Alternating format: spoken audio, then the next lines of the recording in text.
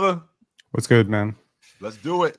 I can give you 40 reasons why this is the best day ever. I can give you 40 reasons why he's the greatest to ever touch a basketball.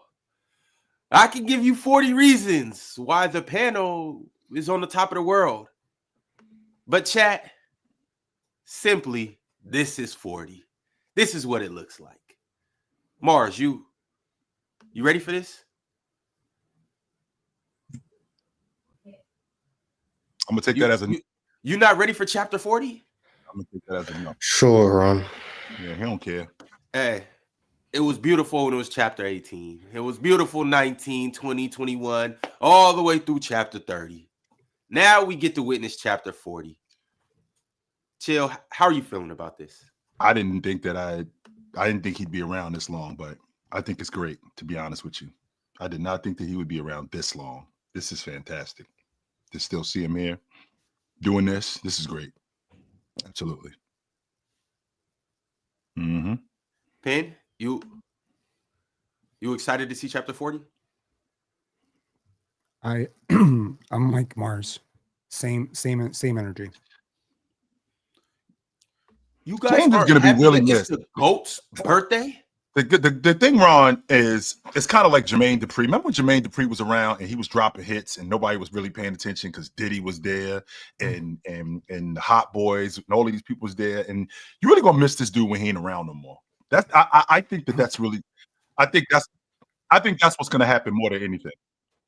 Me? Yo, chill. I get it. I know what it is. It was a long weekend of basketball, and Penn, you got Trae Young, and Mars, you got Tyler Herro. So I understand why you guys are a little frustrated this morning because two budding all-stars went in and took your team down single-handedly. But you guys need to come up off of that. It's LeBron James' 40th birthday. 40th. Yeah. This is exciting. We get to witness for him. Sure, like it's not my birthday. Chill. Has there ever been a 40-year-old that dominated the NBA? No, he's not dominating right now. Yeah. Penn, let me ask you a question. Since we're on that subject, Penn, can you name 10 players in the game better than him right now? Yes. Name them. Anthony Davis. Okay. Joel Embiid. Nikola Jokic. Donovan Mitchell. Okay. Jason Tatum.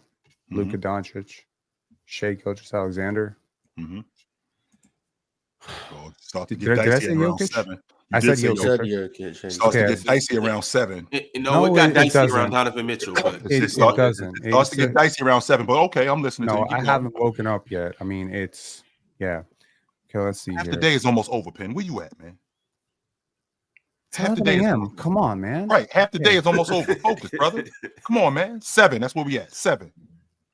Come on, man. There's got to be. Victor Wembanyama has been better. Okay. Wemby has been better. Okay. Edwards has also been better. Ant has been better, yes. Mm-hmm. KD. Yeah, KD's definitely been better. Kevin definitely been better or been better? Did you say Giannis. Anthony Davis too? Giannis. Yeah, there you go. There's another one. Giannis. I'm surprised. There we go. We got to 10. Easy peasy. There we go. Good yeah, work. it's not that hard. Carl-Anthony Towns has been better. Mm-hmm. Keep going. Is that as far as you going, or you want to go? We went 11. We went 11. So, do I need to be disrespectful? So think about that. Like if you're being disrespectful after 11, right? A 40-year-old is not 15 players in the game better than him. That's dominating. That's dominating still. That's still being awesome at this age. We did not have a 40. You think he's going to make All NBA right now? Would he make All NBA? I'd be surprised. He's going to make All NBA because his name LeBron James. No, that's not why, Mars. He didn't make the All-Pro. He didn't make the All-Pro team last year because his name was LeBron James. Yeah, he made the All-Pro team, right? And he's never made the All-Pro. Who has, in your estimation, Mars? Who has made the All-Pro team just because their name was Who was that? I don't know. I don't keep track of the All-NBA. And the reason why you don't know is because nobody's ever done that. You don't just get. We're not just going to put you on the All-Pro team just because. Julius Randle got it. Julius Randle got it a couple years ago over Laurie Marketing because he was in New York. That's facts. Okay, that has nothing to do with it being Julius Randle and it being his name. That has nothing to do with it. He had Knicks on his jersey. That's not the point. Swiper. The point was Mars is selling us that James is going to be an All-Pro because it's LeBron James. Not because of what he's doing on the court. It's because it's LeBron James. So if we're going to start there, Mars, why don't we take it a step further? Because he's 40 years old. Why don't we give him the league MVP? Because it's LeBron James. Why don't we do that? If the Lakers are like a 4 seed, they probably would try and make that case. That's interesting. They are the That's 5th seed right probably now. no, but like a real one, not like 2 games and you're already 11th seed. That's like, Hey, but That's kind of what the Western Conference has been, though, Mars. yeah, but I'm saying if Houston and Dallas drop off and LA take that spot and they're like the 3rd seed, people gonna be like, LeBron's the MVP. Like that's what's gonna happen. Like that's nobody's gonna believe that seriously, though, Mars. It's not about believing it. People are gonna start pushing that narrative. I guarantee it. I doubt that. Whether or not he gets votes, I doubt it. It's probably gonna be the point that I'm making is, I mean, if I'm not mistaken, Carmelo made the All-Pro team. I think he was 38. Yeah, I think it was in 2 years before he retired. He was 38. James, I don't think James is going to be an All-Pro this season. I doubt very seriously that James is going to be an All-Pro. He's going to get voted onto the All-Star game off the strength of him, in your estimation, Mars, and I think you're right, because he's LeBron James. That's why he's going to be an All-Star. Is he an All-Star this season? I mean, there may be some guys that have some cases, but I definitely think he's going to be voted as an All-Star, sure. But the fact that he's still around at this age, don't forget, this is we're 22 seasons in, and we're still talking about this guy as one of the better players in the game. I promise you, Mars, in 1989, when I was a kid, we wasn't talking about Jabbar like this. We were not.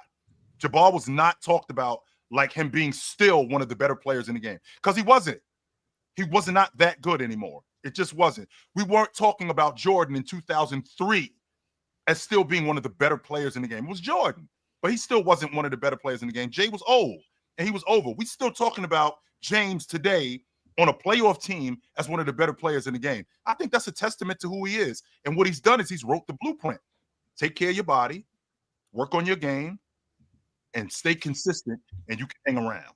And the amount of money that these guys make today, you should not have a problem taking care of your body, because that's what he did. He took care of his body. And if you take care of your body, you can play for a long time. Yo, chill. He's good. Yeah, he's good. He's a good player. You mentioned him All NBA, and you're saying that he might not make a team this year. I don't think he's going to be an All-Pro this year. Guys do know when's the last time he did make an All-Pro team. His rook season. No, it was rook season. It's rookie season. Yeah, 2004. I was right. It's been over. Yeah. And then me and Penn remember Melo got robbed that second year by not getting All-Star, but that's another conversation. We're going back that far. Can we just say something positive about this? I do think that it's incredible that LeBron James has been able to do what he's done for 40 years. I have personally been aware of LeBron since 2002. When I was, 11, basically? Like when he was playing, I think it was his junior year of high school. And I remember watching, like they had the news clips showing this like kid in Ohio that was 16 years old. And he already won Ohio Player of the Year at 15 years old. He was already ranked the #1 player in his class by the time he was 15. Then by the time he was a 16-year-old, he was already like projected to be the first overall pick. And I remember everybody knew how good he was, but then he also lived up to the hype. Like maybe Chill remembers. I remember Garnett and like Kobe talks and all that. But even Kobe didn't have like the high school run that LeBron had, and they weren't that far apart. Because remember, Kobe was 96. I think when he was like, when he really hit the scene with Brandy and all that kind of stuff. But even Kobe in Pennsylvania like wasn't as good as what LeBron was. So like we were in an era where high school basketball was like at its pinnacle, and players were going to the NBA and they were being very good. And LeBron came in, man, and like I watched the Oak Hill game live. And I remember when him and Melo were going back and forth, y'all. They stomped them, by the way. They stomped Oak Hill. They didn't beat them. They stomped them. But Melo and Bron were going. Well, no, I think, Oak Hill won. Oak Hill won. Remember, Oak Hill won the that 2016 or 2002 matchup. But not 2000. LeBron had. I'm talking about his senior year. I'm talking about his senior year. Yeah, they. I think the Melo wasn't there though his senior year. Yeah. But I mean, it was still Oak Hill though. Yeah, Oak Hill. So Oak Hill was if people didn't know Oak Hill back in the day, who was the last great player to go to Oak Hill? Was that B Jennings? B Jennings Cam Thomas. What you mean? No, I'm saying, but like Oak Hill's still putting him out.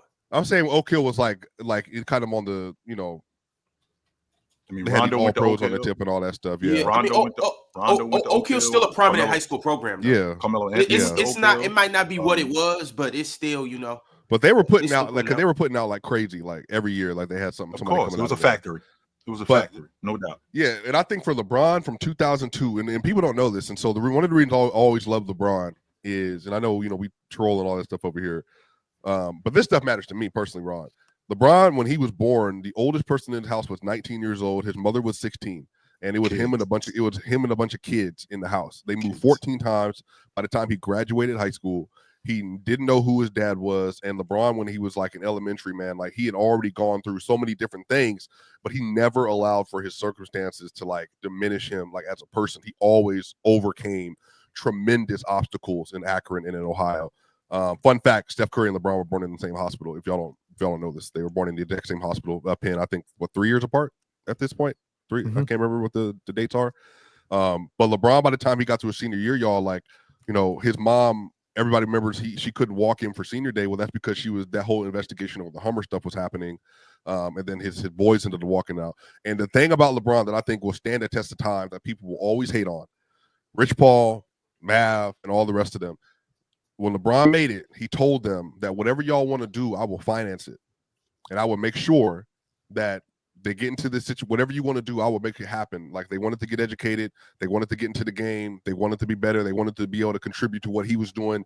And they did that. And LeBron was able to empower his own people, that they're all doing great things in their own lives now. And I think LeBron's starting to school with I Promise, the initiative he created in Akron. I think he has funded personally over 1,000 kids to go to school in Akron University because of the funding that he's put up. Like, I think for somebody to be and again, Ron, do you remember Hoop Dreams, the documentary about the Chicago kid and what was it, Virginia? No, were they both in the same city? Both of them were in Chicago. Both of them. Was it? I think that's not the one with Pat Bev. Y'all know Pat Bev got a documentary too. Nah, bro. Yeah. I'm talking about the original one from the 90s. Yeah, there was one in the 90s. Yeah, and so you remember how that, if y'all haven't seen it, you remember how that went out. Like, they ran into all kind of issues. They were both phenoms. One of them didn't even they had to go to junior college. He was a knucklehead. The other one had a baby, went to Marquette. Didn't turn out to be what we thought he was. LeBron literally started great, maintained greatness, and then went to the league and exceeded greatness on and off the court. Like, he's one of one. And I know people have their opinions on LeBron's game and who's the GOAT and all that stuff. But I'm just telling you, man, I've never seen somebody wire to wire from when they were 16, 15 years old to 40 be able to go out and prove every single year that they were even better than the hype. I haven't seen that personally. So I think that's a testament to LeBron. Swiper, you know what our expectations are of Wemby, right? Yeah. Just imagine what we're expecting Wemby to be, and he goes above and beyond that. That's literally what LeBron did. I'm telling you guys, wrap your mind around how great you expect Wemby to be, and imagine him being even better than that. He was the guy. He was the guy. He was the guy that they pushed all their chips to the front of the table for, and he actually panned out. It worked. It did. Yeah, this is 40, y'all. This is 40. This is 40, no doubt. Because of that, 40 years old. That's crazy. Ron's in the deep 30s. Chill's in his 50s now. I'm in my 30s. LeBron's in his 40s. Man, Mars in his teens. Yep, that's crazy. a fact. It sounds Penn's in his 30s. To see, and to your point, Penn. And to your point, Swiper. We have stuff on all of these guys. Jabbar was the malcontent. Jabbar didn't want to talk to the media. He was abrasive. Magic, he had to retire earlier. Larry, we have things on just about everybody. For James to be as big a deal as he is, and the only thing that we really have on him is the decision. That's it. That's a bad stain on your resume. Yeah, it is though, and I won't argue that. I won't argue that. That's not the only thing people bring up. Look, so what? No. There's no reason to do it. There's too much. No, I'm saying that would be a whole other thing. There's no reason to go there. I'm just saying that I think for what he has done on the basketball court, right? As the host of this show, If a door gets open, I can't No just way. slam it shut. No way. No way. So if No way. y'all want to go down this, So I would on not- I would Bron's- not- on Bron's birthday, you gonna bring up the negatives? That's crazy. No, we ain't doing that. We're not. Okay, We're not well, doing that. well, then just keep it to the truth. Be like, he has had an overwhelmingly positive career, Yes, which he has has. exceeded the massive expectations that were levied on his shoulders when he was a teenager. He has, been an economic hit for the community, for his community, and for his friends. And then to anyone out there who might not know a lot about Mav Carter, who may not know a lot about Rich Paul, who might see these guys as like Braun merchants. These are brilliant dudes, like Yes, they really are. brilliant guys. Like if you listen to Mav Carter for 5 minutes and you're not completely amazed by him and his mind for business, you don't know what you're doing, right? Yeah. So it's been really a beautiful thing to watch. I don't think anyone's really brought up the family man that he is. Like what he's done. We never heard anything about Braun at the club. Never heard anything about Braun with a case. Never heard anything about Braun, with a baby mama or a side chick or anything like that. We never heard that. He never disrespected his wife like that. I think he's a really, really positive role model, right? So yeah, that's what I'll say on his birthday. Salute. He's great. Yeah. That's the thing, Penn, you just brought up, and that's a testament to him more than anything that I think about. I've never seen his mugshot on SportsCenter. He ain't around here smacking up women. He's gonna have a bunch of kids by a bunch of different women. He's married to the woman that he's been hanging around with since he was in high school. He's married to her today, and he's got 3 kids with her, and they're still together, by the way. So I think that's a testament to the type of dude he is. I think that's dope. No He doubt. just made good You decisions. get credit He for made being good a normal decisions. human being now. That's not normal, Mars. It's not That's normal, Mars. It's not So, normal. Not being a Mars, 50 criminal isn't normal. Okay, first of all, Mars, there are people who make about 1 million times less than this dude and will still step out on their woman. That Yes, will they still will. end up with a case. Will still end up in the media. Like I feel like you really don't know people until they get to this level. When they have all the power, when they have all the money, they do whatever the hell they want, and everyone's around them telling them that they're basically God and that there's no consequences. And the truth is that for maybe one of LeBron's biggest accomplishments is overcoming the hype, because the hype can make you very, very blind to your own Penn, shit. that's hard to do, brother. That is hard to do, man. Facts. Like, That is I mean, hard to do. you got to imagine that this kid was 15 years old and had teachers being like, you ain't got to come to class. You got to imagine he had organizations and coaches saying, you ain't got to come to practice early. And he still did. That was his own decision. It's a very different situation when it's Kobe, and you're the 13th pick and you kind of got to prove yourself. It's different when you're a normal person. LeBron coming in with basically everything set up to fail, right? Everything is set up for him to fail. And he succeeded. That is very, very amazing. And it's like, everyone talks about, the hometown kid. It's a lot of pressure playing at home. A lot of pressure playing at home. Yes, it is. In fact, there's a lot of guys that don't want to play at home. And Mars, to what you just said about, having to give credit for him being a normal human being. Mars, I don't know if you know this, but the leading cause of death for pregnant women is murder. Yes. So dudes are smacking around women all day, every day around. Yeah, so you demonize them. You don't give the people who don't do that credit for not doing it. Which means more people are not doing it. That's the idea. why And we we don't get- give why them, we and giving we them don't, credit? and we You don't didn't give them hit your credit. wife. You're not meant to. Like, that's just meant to be the expectation. I'm not giving you Except- credit for doing what you're supposed to do. You get married, you're not supposed to cheat on your wife. You don't then get credit for being loyal to the person you vowed to be loyal to. That's So just expect people- that's just so logical. expect people to- That's the bare minimum expectation. Yes, You expect get people married, to be people. don't cheat. You get married, Expect- don't abuse her. Mhm. I'm not Expect giving you people credit for that. Expect people to be LeBron's done people. a lot of great things. Not hitting his wife is not one of them. That's Mhm. what he's meant to do. LeBron's Expect done a people lot to of be great people. things. I'm not giving him credit for that. Like, Yeah, I really hope someone clips that into an article. and I think Headline. I think LeBron would got agree. you, I don't. If LeBron realized people were giving him credit for not abusing Savannah, I think he would realize that's crazy. Like, that's just common sense. Don't hit your wife. I'm not giving him credit for it, Mars. I'm just saying he's a stand-up guy. And because of all the stuff that All of those things are just normal guys. That's what but here's the difference. We're not talking about normal guys. We're talking about professional athletes. And in the world of professional sports, we see this a lot. We see guys with DUIs. Idiots. We see guys. We see guys smacking up women. We see guys driving drunk. We see guys with a bunch of kids by a bunch of different chicks. We see guys running around on their women all the time. Only except this is not going on with this guy, which means he's the exception. So sure, I got to give credit. That means you demonize those idiot athletes who do that. You don't give the one who's normal credit for being normal. Just sounds like you have a lot of stupid athletes. That's what it sounds like. A lot of athletes cheat on their women. To the point where I would say it's borderline 90%. Professional athletes at this level, at the NBA level, all the money the NBA, holy, like how many girls are at those hotels, those long road trips? Come on, man. I mean, these are, yeah, this is, I understand what you're saying, Mars, for an average person, not cheating on your wife, not stepping out on her. Yes, that's like to be expected. For a professional athlete to not cheat on his woman, I mean, assuming that he has not, we've never heard anything like that, right? To never have any sort of scandal. The most scandalous thing you can put on his resume is that he had an ill-timed decision, a free agency decision in which he left a very, very trash owner to go and, team up with two buddies to win a championship because he was sick and tired of carrying that franchise. I don't know, man. I think like some people consider it one of the weakest moves in sports history, and I understand that those people have. He did cheat. It just wasn't on his significant other.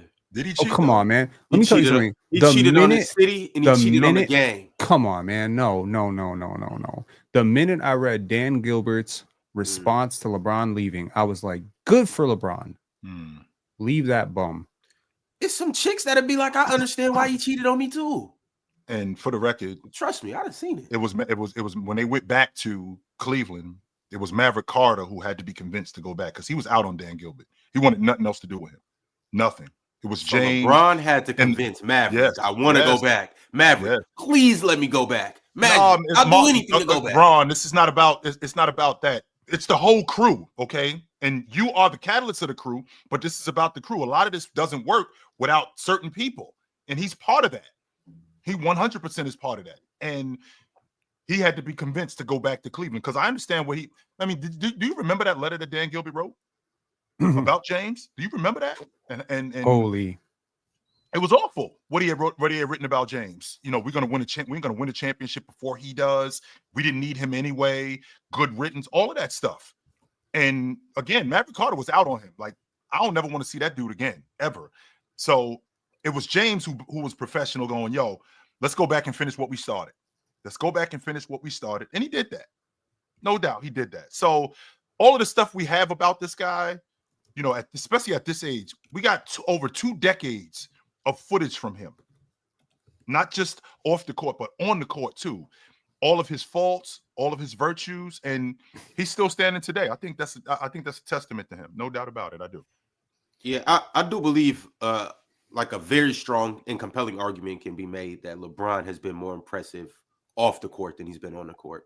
And we all know like that says a lot because we all know what he does on the court. But off the court, just in terms of business moves, in terms of just his character, in terms of his charity, in terms of being a family man, speaking of which, having a young high school star in the making, shout out Bryce, having a son that made the NBA through all of his adversity, through people slandering him, through people saying he's not good, but yet he still plays for the Los Angeles Lakers.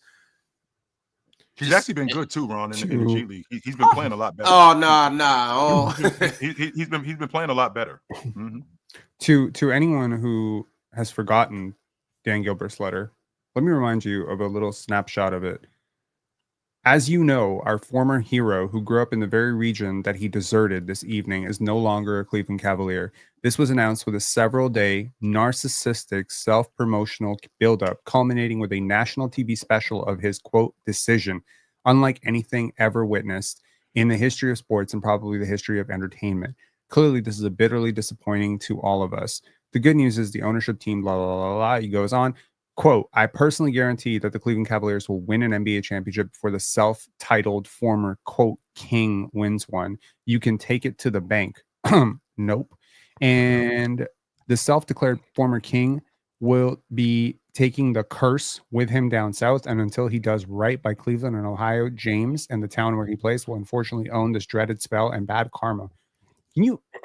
I promise you that our energy, focus, capital, knowledge, and experience will be directed at one thing and only one thing, delivering you a championship you've long deserved and it's long overdue. I mean, my God. And he wrote it in Comic Sans. That's the worst part of it all. I feel like that might be the worst part of it all. That letter is disgusting. To anyone who really wants to read the full letter, definitely go Google Dan Gilbert Cleveland letter. Yeah, it was ridiculous. It was a very much an ownership and property kind of viewpoint, and that LeBron somehow speak what you want to say. It was a slave owner mentality. I mean that's what it was. But it was Dan Gilbert has had a reputation of behind the scenes of a lot of things very similar to that, and he just doesn't have, I think, a proper perspective, as a lot of, a lot of wealthy white billionaires don't have a proper perspective on life and the things that affect decisions that are below them. And I think when that letter came out, it was horrible then. But obviously, even looking back at it years later, Dan Gilbert has never won anything when he's not been associated with LeBron James, because his leadership has never been what it's supposed to be. So I think for that letter to come out, and chill, what did they have? They had 3 of the 4 next first overall picks in the draft right after that. Is that how it went? The 4 seasons that he was going. Kyrie Irving, They had 4 the worst seasons. 11, 13, and 14. Anthony Bennett. Right. No, yeah. they won the lottery. It doesn't mean they were that bad, but yeah, they won. They were that bad. In 14, no, they weren't. But yeah, sure, okay. Yeah, so I think there's I think they won 30. I think in 14, what they won 32 games or something. They had like the 8 like best odds of number one. They just that still means they were bad. No, I said they weren't that bad. They weren't number one pick bad. That's what I said. Right. Yeah. They weren't Philadelphia. In 14. They weren't actively the worst team in the league. They weren't Charlotte Bobcats back. They benefited from the lottery. That's which I think that is to the point of like Dan Gilbert just not having an eye on talent, basketball, any of that. For you to make those kind of assertions and think that you're somehow bigger than LeBron in the sport of basketball, it's just ridiculous. That's what owners think, man. I'm not gonna lie to y'all. Like, owners legitimately believe that their way, because they made so much money, that they just know like the ins and outs of success, and then they equate like their success off the court, which some of them, most of it, they just been handed money or handed the team over decades and all that stuff, so they don't know anything about anything. But I think, again, for LeBron to do what he did, go to Miami and then go back to Cleveland, win a championship, and then go to LA, win a championship, and I would make an argument, chill. LeBron has 4 Hall of Fame resumes on his ledger: in the first Cleveland stint, the Miami stint, the Cleveland stint, and then the Lakers stint. Because he's been with the Lakers since 2018-19. So 7 years. This is year 7. That's a long time. Is this a Hall of Fame stint with the Lakers? These 7 years. If he only played these 7 years with the Lakers, he didn't play in the NBA at any other point. If he doesn't make All NBA this year, that would be 6 All NBA teams. Is that what it is, or did he not make one because of injuries? He didn't make the All Pro team in 19. He made the All Pro team in 20. Made it. He was just 13. Yeah. Did he make the All Pro team in 19? Yeah, he's LeBron James. I don't remember him making an All Pro team in 19. Yeah, they didn't have there was no games played allotment at that. Yeah, he missed almost half the season that year. Okay, so the last time he missed was when he was rookie. That's the last. So he made 6 only time in his career. Let's assume LeBron kicks it back into gear. He makes another All NBA team. That'd be 7 All NBAs, 1 championship. How many top 3 MVP finishes did he have, March? Just 1 in the 21 season? 2020 season. 2020. Yep. The 2020 and 2021 back to back, right?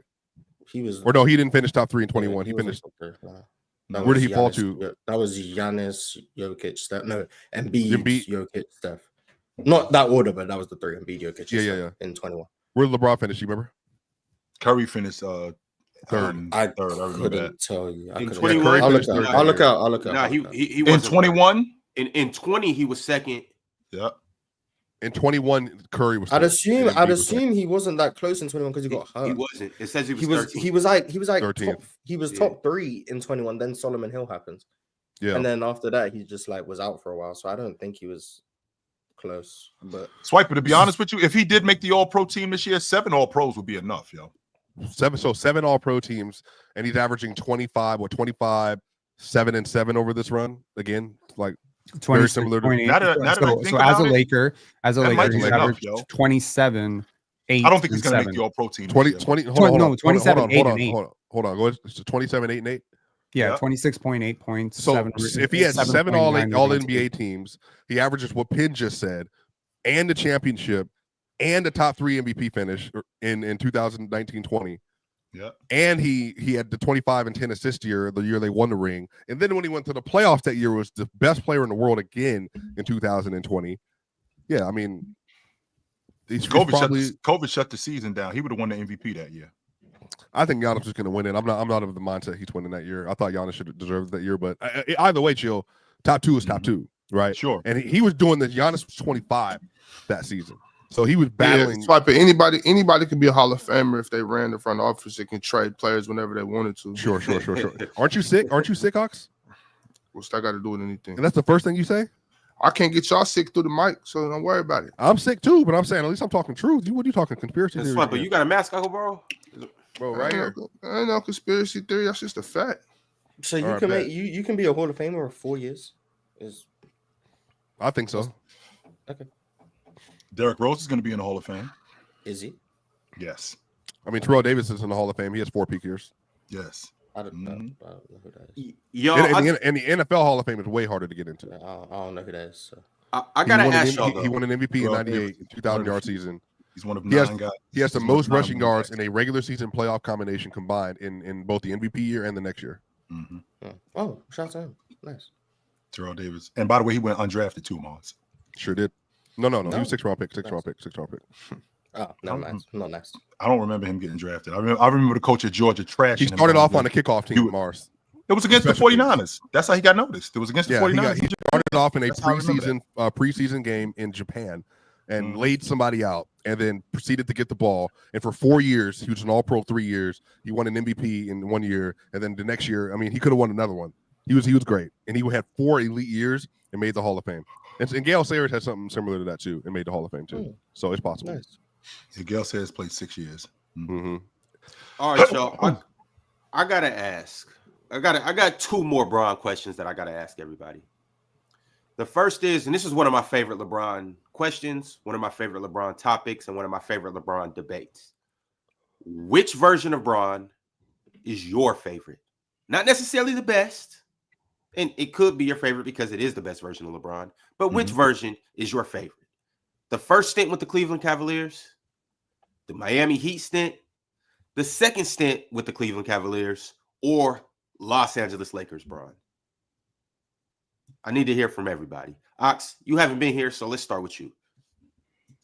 I mean, I don't have a favorite Bron, but the best Bron is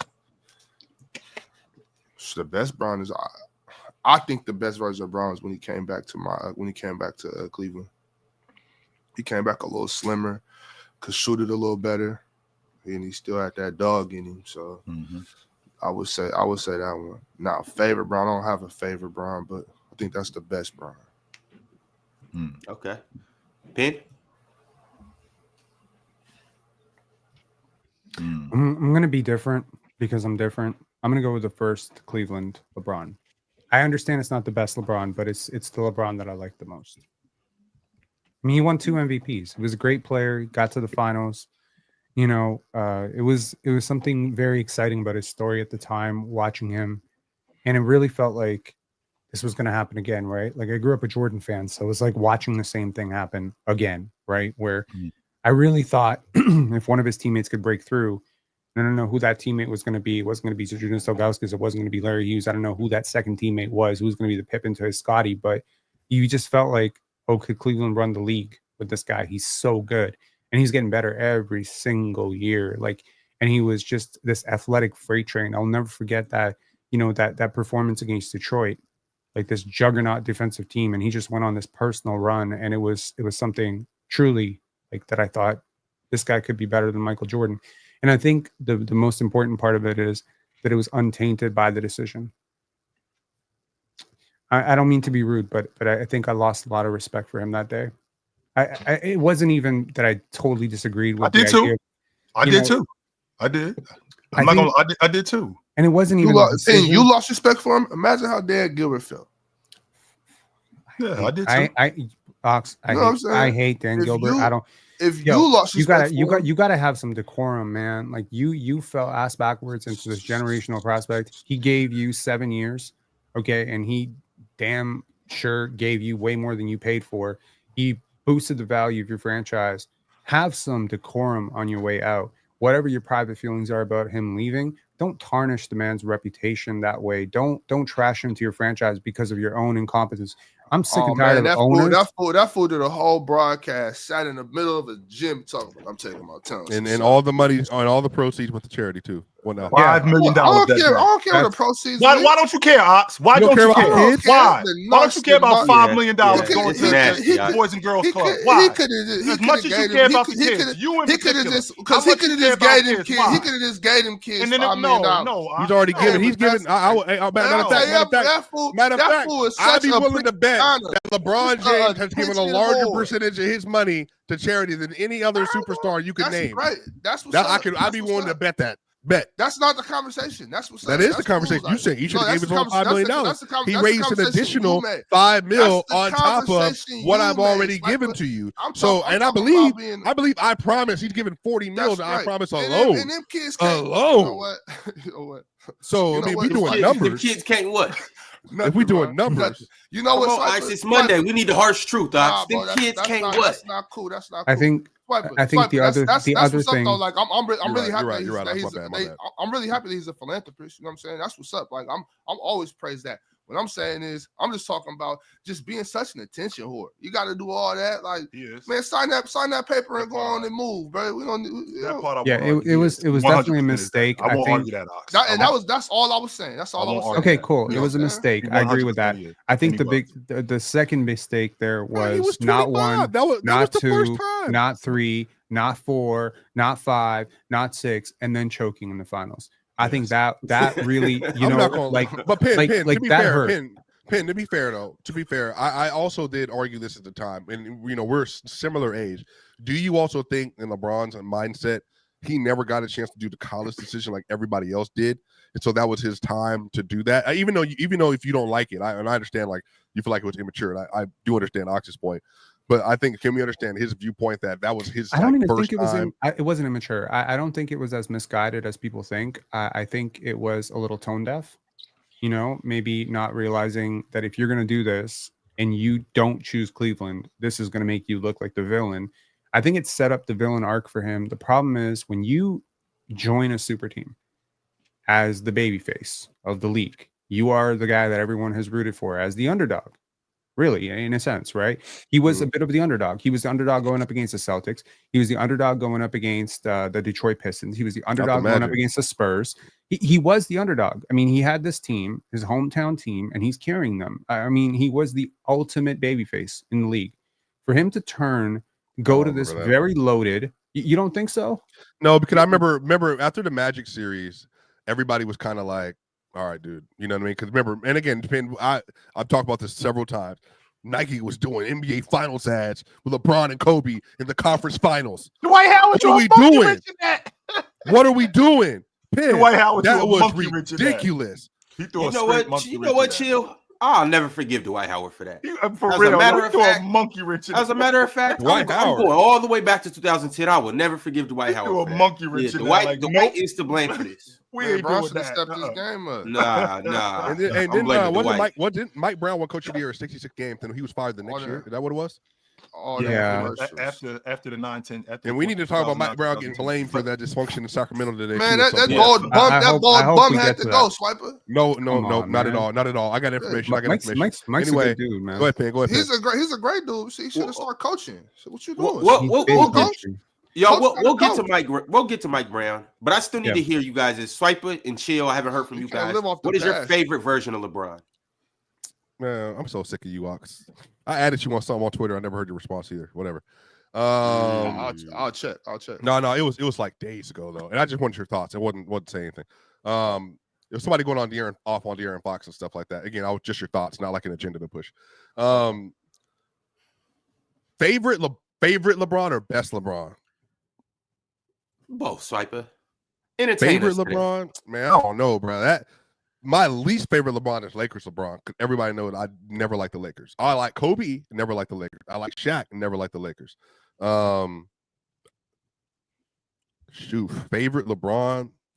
I mean, probably childhood. Childhood LeBron was probably it. Like, I mean, high school LeBron? No, like 03 to 10. Baby Bron, yeah. Yeah, like bro, like So it was the same guy as just said. I mean, yeah, I think because it was when we were kids, you know, we were so young. I was a teenager, you know what I mean? And so LeBron was like, you know, I remember watching the T-Mac Christmas game. I remember watching the Detroit Pistons takedown. I remember watching him versus Kobe regular season. I remember watching him versus Duncan in 07. I remember watching him versus Dwight Howard. I remember the game winner, watching that live. You know, I remember the Boston meltdown in 2010 when he took his jersey off, and I thought he should leave. Yeah, that was probably the favorite because he was the GOAT, like for youngins. Like he was like no one had ever seen anything like that. I thought he was better than Kobe. You know, Kobe just had more to him and all that stuff. But then the best LeBron is Miami LeBron for sure. I think that the late Cleveland stint LeBron had the best mix of athleticism and IQ. So I think, you know, the age 30, LeBron went back when he was 30. And his 31. Go ahead. Since you brought it up, Swiper, T-Mac used to spank Bron. LeBron was a baby, bro. He didn't know what he was doing, bro. Like T-Mac will never get the respect because he never had the longevity that like Kobe, and he never won. But T-Mac was giving everybody the business. He was everybody. Who was Bron's most formidable foes? Like Carmelo. Who gave Bron the most trouble? Carmelo Anthony. Everybody's gonna lie to you. Everybody's gonna lie to you because now the time has passed and their careers have passed. I'm telling everybody right now. Melo used to have more cred than LeBron did for at least the first 3-4 years in the league. Swiper, we might as well not even go down this road because it's going to be me, no, you, I'm just maybe Ox. I'm just answering the question. It's going to be me, you, maybe Ox versus the world. Melo took a team that won 17 games to the playoffs. He got more credit than LeBron. Everybody thought he should have won Rookie of the Year over LeBron that year. He was Rookie of the Year. Should have. And then the next year, Melo got snubbed from the All-Star game that a lot of us thought he got snubbed from. LeBron went. And then Melo had a winning record against LeBron until 2011? Like till the Heat. I think it has, the Wade and Chris Bosh. I think it has to be like I understand why you're saying Melo, and it's largely because that rivalry started in high school and they were in the same draft. There was all this debate. They were always compared. Rookie of the Year race. Should Melo have won Rookie of the Year? Maybe we think about it differently today. I think that his biggest rivals, no disrespect to Melo, but Carmelo Anthony was not on the level of LeBron as a professional. I think he said young LeBron. I'm not talking about like Kobe and Steph and them. That was a different conversation. For sure. I think his biggest rival really was KD, because that was the discussion. That was the only player at his position who actually could hold a candle to him. It's a player who, you know, he went up against in the finals multiple times and lost to. So I think Kawhi is a part of it as well. KD won 2 finals and LeBron won 1. Oh no, but it was always Steph though. It was not Penn. I think Steph. No, I think Steph ain't show up till year 12. No. I'm not saying always Steph. I said Melo. I said Melo early on. I'm saying that like in terms of the conversation for like let's say Pat, you know, from 14 to 19 or 14 to 2021. Like I don't really think like was KD really in Bron conversation to the general public? I don't know. Tell the truth, Swiper. Tell the truth. It was Paul Pierce. Paulie made. I was waiting for Ox to say Paulie made Bron. Oh come on now. Paul Pierce is the least respected number 1 option of the 2000s. I'm not gonna lie to you. That's all right. I'm not gonna lie to you. He don't need that. Anywhere? Yeah. I'm saying champion. The dude had the Michael Jordan armband with no MJ aura. None whatsoever. Tons of aura. None whatsoever. No, he didn't. No, he the didn't. Truth had a lot of aura. After he got stabbed, yes, but then once he no. Was Paul Pierce a better player than Carmelo Anthony? I mean, I'm telling you, for a little bit there. You're not gonna get it. While he was, yeah, he was for a little bit. That's it. For a while he was. I wish Melo. When did Carmelo Anthony pass Paul Pierce? Well, if you ask when did Paul Pierce retire? 2016. See, no. No, I think 14. Chill. If you ask I these was stat saying- nerds like Mars, he's gonna say he was always better. If you I ask don't a even real know what Paul Pierce's stats are that you're somebody who was alluding to. really in the paint at that I would time say watching these dudes, it was Melo Yeah. all the way through. It was never Paul Pierce, not one time. But if you use the stat heads, the nerds, the ball watchers, the non-ball watchers, it was Paul The Pierce. same yeah, guy for who's sure. apparently in the paint saying Dirk was better than Kobe. Yeah, but you was there. Okay. Yeah, in 2007 regular season, yeah, he was. No one was saying that. No one in the paint was saying that, Swiper. No one. No one was saying that. But you want to say it. Okay. Oh, that's Okay. crazy. I don't remember that. To be, Hey, where did to be Ron honest. go? Where did Ron go? Mars, you can do And, the job. and Swiper, you are one of those stat heads. You are a No, I'm numbers not. guy. No, I'm not. Not when it comes to this. Not when it comes to this. I'll defend Melo. I'll defend Melo with Aura as much as I got to. Nobody won more than Melo. Olympics. But Syracuse. until 2011, 2010, around that time, 2010, 2000. You can't be better than somebody great if somebody question. busting game winners in your face. I'm sorry. Melo was come here, Bron. Man, Paulie was Okay. giving Melo I heavy. got two really good questions for the panel. Okay, number one, y'all know that initially Chris Bosh was not supposed to be part of the big three, right? It was supposed to be Here we Amari go. Stoudemire. Everybody knows It was this. supposed to be Amari Stoudemire, but No, prior it to that, wasn't. No, it wasn't. No, it Melo. wasn't. No, it It was wasn't. supposed to be Melo. Yes, it was. It was supposed to be Melo, bro. You said Amari Stoudemire. Yeah, after that, it was supposed to be Amari Stoudemire. Then Nah, I it know became why Chris went that. Bosh. It was supposed to be Melo. It was always supposed to be Melo. Okay, That would've- first it that was would've supposed to be been Melo. crazy. Then Melo decided to sign for 5 years because he didn't trust. I guess he didn't want to trust that 3-year deal that LeBron wanted to do. And then it ended up. I think they wanted Amari Stoudemire. Amari Stoudemire went somewhere else, New York, and then and then they went with Chris Bosh. However, one question: what if instead of LeBron James going to Miami, I love the it's story. Melo instead? I love the story. Do they? No. Hang on. In place love of the story. LeBron. So Right. Yep. the new big three is LeBron. Sorry, he's not LeBron. LeBron stays in Cleveland with his Melo, Bosh, and Wade. cast. Melo, Bosh, and Wade in the finals. 4 years. Do they win more than 2? Number one. Not pin because then Bron gets Joe Johnson and Amari Stoudemire. Boom. Okay. Nobody was coming to Cleveland. No, he wasn't getting Amari Stoudemire and Joe Johnson. He wasn't My- getting Well, anybody. well, That's that why goes he on. left Cleveland. My second I'm question. saying, Getting anybody. it's a hypothetical. Wait, hold on, We're talking about Pin. Melo going to Miami. Pin, make sure I you gotta- bring up the fact that Melo dog walked Dirk in the NBA playoffs. Make sure you tell him that story. Walked him down 4-1 in that series. 4-1. It should have been 4-0, by the way. And Melo hit the game winner in Dallas. They Talk did about serve that. Dallas. It was a gentleman's They served sweep. Dallas in My second 2000. question is: what if Talk he about played- that, Chill. What if Confused LeBron that. actually got his wish and he did get to play with Melo and Wade in Miami instead of Bosh and Wade? Would it be 4-0? Yes, I sir. seriously Imagine Melo in his prime with LeBron working off ball. Get the ball to the real closer. That's what I'm talking Yo, about. so I want everybody to answer both questions. Let's start with the first one. Melo in South Beach instead of LeBron. How many rings do they win? I think they win one. I do. I do think that they win one because if you remember with Chris Bosh when he was in South Beach, so we clear that first year they were 15-1 when he led them in scoring. They were running the offense through him initially, and he was the bucket getter. He was their guy. They were winning games with him as their guy. He started to stretch the defense. He was actually rebounding a little bit more. So I think he would do that. Now the question is one, who's going to be the ball handler? Who's going to be the playmaker? Who's going to be the distributor? Who's going to get everybody else involved? Because as good as Wade was, he wasn't that. Carmelo Anthony is a bucket getter. That's who Carmelo Anthony is. So with Carmelo Anthony being a bucket getter, who is he going to play off of? That's Who's that going point to get guard? him Who that point guard that first year? Mario Chalmers. Mario Chalmers. He was Yeah. good out of Kansas too, man. Yeah, Mario Chalmers was really good. But so is that the guy who's going to supplement James? That's the question. I mean, Mario Chalmers was good off the ball. He was good knocking I'll tell down you what shots. happened, so chill. I'm telling you this. Melo wouldn't have did that in the NBA Finals. Melo wouldn't have did what James did in the NBA Finals. You gotta Averaging get those that. 16 points per game.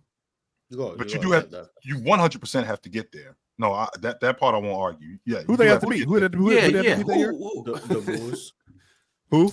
The Bulls. The Bulls. Was Man, the watch best. out. The Bulls. Man, The Bulls was D what, Rose the wouldn't best be no team MVP out coverage. in the Man, I'm telling you, bro. Watch out, D. Rose. You Watch said out. who they have to be. I'm just saying that was the No, best I team. respect. I'm saying to chill. They're getting them out of there for sure. Wait, are you suggesting that Carmelo Anthony on that Heat team in 2010, 2011, you think he's the league MVP? No. No, you think he's that good? I don't, because it sounds to me like you loving Carmelo Anthony at that level. Playing with Melo was top 5 for me.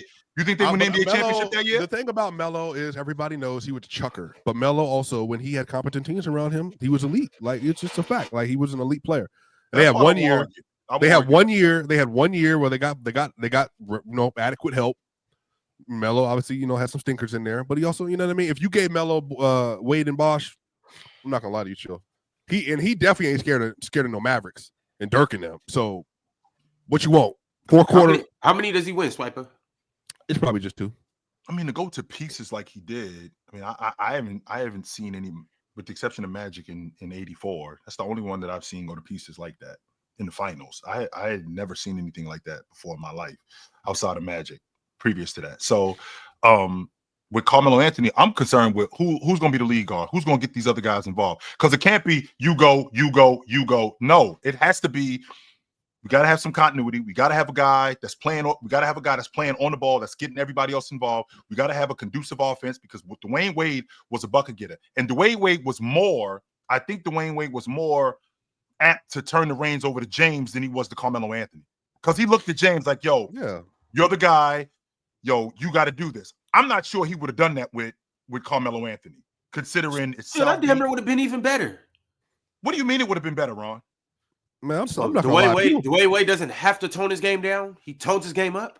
Wasn't Melo 2010, 2011 Dwayne Wade? 2010, right? We talk about 2010 Dwayne Wade that outplayed LeBron in the playoffs. In the finals. We talk about that Dwayne Wade. Yes. We talk about D Wade fresh off leading the league in scoring. That Dwayne Wade. Yes. Come on. But Melo didn't need to turn his game down. And, right, hold on, right quick. One more thing too. Chris Bosh didn't need to turn his game down too. Chris Bosh showed us. But see, that's the problem, though, Ron. He still had more. He still had a lot in the tank. And we got deprived of 4 prime Chris Bosh years. If I'm being frank, spit. I know he's only Nick Claxton, but hey, I mean, no, it's not that. No, that's not the case. He though, wishes Ron. he was Nick Claxton. Yeah. Everybody, you guys get wrapped up in Chris Bosh not having to turn his game down. Carmelo Anthony doesn't have to turn his game down. Dwayne Wade doesn't have to turn his game down. Ron, everybody can't be at the microphone. Somebody's got to be in the background singing. At some point, we have to let this dude step up. At some point, we got to let this dude step up. It can't just be, okay, you go. Who's running this thing? And that's the $1 million question when we're talking about these 3 guys together. Is it Mario Chalmers? But Melo has already proven the ability to turn it down when he needs to, though, chill. And I think the only time who though, really Viper? Who's he playing with? He had never played with this kind of collection of talent. I'm saying the only approximation would have been the Olympics, and in the Olympics, everyone said, yeah. I'm saying that would be the sample size. Like it couldn't be the New York Knicks because it was Amari and him, and like they were the 3 seed or whatever, and whatever. And then in Chauncey also said about in defense of Melo, like Melo's job was to score. Like that's why he did what he did. Like that's what Carl asked him to do. And then when he went to the Olympics, and then Coach K and them asked him to do something different, he did it. And then he was a captain on both of those Olympic teams in 2000, I think 2008 and 12, but definitely for sure in 12. And then he was an off-ball scorer, and he was a great off-ball scorer. The thing is like if you ask Melo to step off the ball and like do that, and then have somebody else that can do the job, then he'll do it. But in Denver, there's nobody to do the job. And then when he had AI, he let AI do the job, and then AI sucked in the first round, and the chemistry didn't work. So I think if you give him Dwayne Wade and Bosh and Mario Chalmers and the rest of and all these other folks, look at Bam about hating on Carmelo. That's how I know that's Bam. Bam a Melo Bam can't make a jump shot. Bam can't make a jump shot. Was he the one who sent the super chat that got y'all up? Because I'm trying to figure out how did y'all even start glazing Bron like this? Like, what did I walk in? Ron came in saying, Ron, what happened? What you mean? What happened? Now we've been here for an hour. Like, was a super like what's going on today? Why did I walk into it's his birthday? It's his birthday, Ox. Wake up, Ox. That's He's 40. It's been 40 years of excellence. Yeah, 20 actually. He hasn't been playing in the What- NBA for 4 what- years. Oh, but- he was excellent since he Well, jumped my out. bad. Yeah, Yeah. and maybe he didn't cheat on Y'all his middle could've- school girlfriend, so we have to give him Y'all credit. could have told me that from Now, the beginning. Mars I is wouldn't just- he has a have been. point. I He's been wouldn't have trying been to up make here us that for a keeping it while. real. I would have been glazing with y'all. Happy birthday, Brian. I see you. That's what's up. Yeah, Yeah, my bad. I'll take that. I'll take that damn giver stuff back. I said my bad. And what I said about the decision, I take that back too. My bad, y'all. Happy birthday, Brian. Yeah, all right, that's what I'm y'all. talking It's about. plenty more where this glaze came from. Don't worry, because we still have to talk about a Lakers trade that was made. That's like a 40. And then I still have one more Bron question to ask y'all. But it was a lot of games this weekend. And on top of that, it was a firing as well. And on top of that, there were just some good performances. So we got to talk about all of this stuff. Just But so you before know, we do that, just so you know, Ron. Oh, go ahead. I'm sorry. no. Just so I know what. So my favorite James is 2009 James. James's best James is 2013 James. 2018 James was his best work. Getting swept. Okay. Yes, getting swept out of the playoffs by a bomb squad. I'm That's the sorry. best he ever With did, the man. with the My with fault. the taking a 4 seed to the NBA championship. Yes, that's the best he ever did. Yeah, shout out to him. Absolutely. Best he ever did. Yeah. That's what. Wow. Going into the Boston Garden and winning Game 7 in the Eastern Conference Championship, which has never happened, by the way, in the history of the Boston Celtics. It never happened ever. Who was on that Celtics team that year when they got beaten Game 7 when it mattered the most? Let's see, they had Al Rook Horford. Jason Tatum. They had second year Started Jaylen early. Brown. Rook Jason Tatum. Second year Jaylen No, Brown. that's They enough. had- That's enough. I got it. Okay. All right, y'all. In He should case have you never dunked don't on know, Brian. Imagine if he would have lost to them. I wonder what the logic would have been if he would have lost to them, like Terry Rozier. Like, The logic would have been, he wasn't meant to make it to the conference finals. He had no help. Oh my God, he had no How help. can you He wasn't how meant to can get you there lose to anyway. them dudes? That's what the the hell logic are would have you been. doing? Oh, he wasn't even meant to beat the Raptors. The Raptors were the 1 seed. So the fact that he even got there, where was his help? Where was Kevin Love? Like that's what the logic would have been. That Celtics team was really good, though, to be fair. That's what the logic would have been. No need to pretend like it would have been something different. That's exactly. But because he won, in your estimation, the logic is, well, he beat a lesser No, team. the logic is then, oh look, he got to the finals. Who cares? He got swept. He got to the finals. Oh, he got to the finals. Yeah. Oh my God, he's good. Best work. He got to the finals. Lost. Yes, that's irrelevant. Bomb squad. He had no help. Like taking a 4 seed to the NBA championship. How many guys have taken a 4 seed to the NBA I championship? don't know. I watched the 8 seed make it 2 years ago. You did watch an 8. I don't think they were an 8 seed, but they were. I mean, I think What do you mean you don't think they were an They were an 8 8 seed? seed. two 8 seed. That's Just like the Knicks weren't an 8 seed. Just They because were an 8 seed. So is it that? So it's just in the that Knicks black and white. defense, at least they only had 50 games. So that you Right. could argue, if they had 32 games extra, maybe they could have done it. The Heat had 82 games. They were an 8 seed. Like they just were the 8 seed. No, technically they were the 7 seed. They were the 7 Right. seed. Yeah, Right. they were the 7 seed. Like So they weren't really an the 8 fifth seed. seed But made the the playing finals. tournament made them an I've 8 seen, I've seed. seen worse So- teams make the finals. I've seen that happen. fellas, They lost. I gotta step in. The We'll get back to this. Before I do, Arch did send through $100 super chat, and he said Melo's so overrated. We'll get back to this super chat too. But before we do anything further, you guys must know that this show is brought to you by PrizePicks, where you can rank your game, control your game, and win your game. How you can do that? It's very simple. You download the PrizePicks app. You select the player that you think has the best player projections for the night. And essentially, when you play $5, you will instantly get $50 in promo funds. And that mainly happens when you use promo code panel. Yes, when you use promo code panel, you will get $50 instantly. And I know that we're embarking upon a new year. And I know we've given you 40 different reasons why you should love the game of basketball. But let me give you one more reason why basketball is going to be so much more fun going into this new year.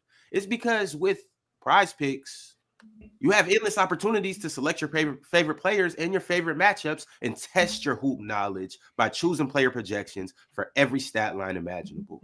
So what are you waiting for? Download the app, sign up using promo code PANEL, and new customers will receive a nice little special bonus, a holiday bonus, when you join the action. PrizePicks is game time every time, and well, it's game time right now because we about to get to it, fellas. Y'all ready to do this? Sure. Let's get it. All right. I'll go first. Go ahead, Ox. There you go, right there. Norman Powell, you're right there in front of you. Oh, never mind. Okay. I'm done. All right. Ox choosing Montes Sabonis. Demon PRA 44.5. Mars. Do I get a makeup pick since Nemhard didn't play on Friday? So all last week, we basically one of us all had somebody that was just out. It was actually dating back to last Friday, not this Friday, but the Friday before that. Right. So throughout all last week, I didn't give anybody a win or a loss because it would just throw everything off balance. Okay. So when I hit on Shade and Sharp, it just didn't count. Unfortunately, It was an exhibition, Marsh. You see how the agendas are going now when I'm starting to lock in? Okay, interesting. I mean, but you locked in now, right? Well, now that I found out when I locked in, it didn't even mean anything. I don't know if I can remain locked in. What games are on tonight? I'll show you. You guys, I know the Got the Warriors play the schedule. Cavs. I know that. Washington versus the Knicks. Oh, I should take OG. Pelicans versus the Clippers. Sac, Dallas. Warriors, Cleveland. Charlotte, Chicago. Utah, Denver. Portland, Portland Philly. and Philly. Let me see what Embiid's got going on. Wow, putting money on Joel is crazy. Last time I did it, he was going to hit until he got ejected. Okay. What's the demon points? Donovan 34 Clinton. and a half. Yeah, give me 35. DeAndre Ayton. Embiid got me. I can see that. 35 from Embiid is heat. That's Chill. light work for Embiid. That's Man. an average night. Yeah, that used to be a regular walk in the park. It's literally an average night for Embiid. mm-hmm. Chill. Ron, let me take a look at that Washington New York game. Okay. Do you know like specifically when we go to New York? Yeah, first, Jalen or- Brunson. Yeah, Jalen Brunson. Okay. Got you. He just had Mm, 55. okay. Yes, he just had 55. Say B. I'm going less than that. 25 and a half. Points? I'm going less than that today. He's saying law of average is going to come back and bite him. That's what he's saying. Mm-hmm. Okay. Yes. Got you locked in. Mm-hmm. All right, Big Ox. Scroll up and let's go steals and blocks. Okay. I could do that. Let's put a little cheddar on some stocks. Blocks and steals. Okay, there we go. Got you.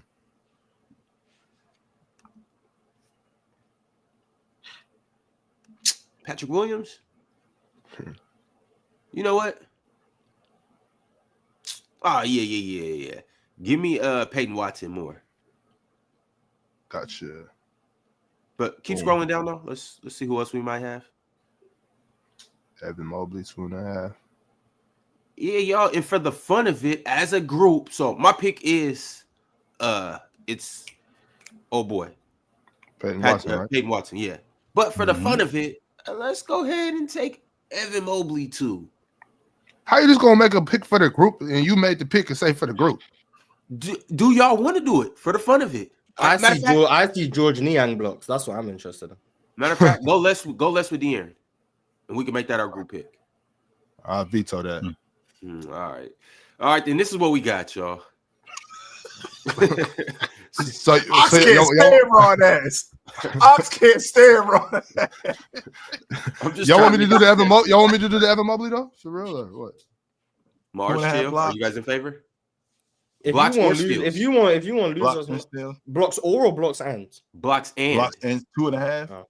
I'm taking. if you want to lose more us money, you can go ahead and do it. yeah, I'm not. Joel like Embiid Mars. gonna hit. Like that's what that counts for me. I'm fine. I'm fine with Evan Mobley. What's the demon pick on? Is there a demon pick on Mobley or no? Nah, Nah, it's- he not not on blocks. worthy of a demon. He not worthy of a demon. I think Mobley All right. gets me two. I think he gets me 2 blocks in a steal tonight. I do think. I can Mobley see might that. give you I'm 4 good. blocks. Who they Yeah, playing? I'm good. He Play gonna the pin like Warriors. 2 Steph Curry shots off the backboard. Yeah, That's what he- I'm that's what he- I'm fine with this Evan Mobley. Yeah, All right, I'm come let's on. go for it. Let's throw it on there. All right, right. this is what we looking at. We got Dominance Sabonis, 44.5 PRA. More than that, demon pick. We got Joel Embiid, 34.5 points. Demon pick. More than that. We got Jalen Brunson, 25.5 points. Less than that. And then we got Peyton Watson, 1.5 steals and blocks more. And Evan Mobley, 2.5 steals and blocks more.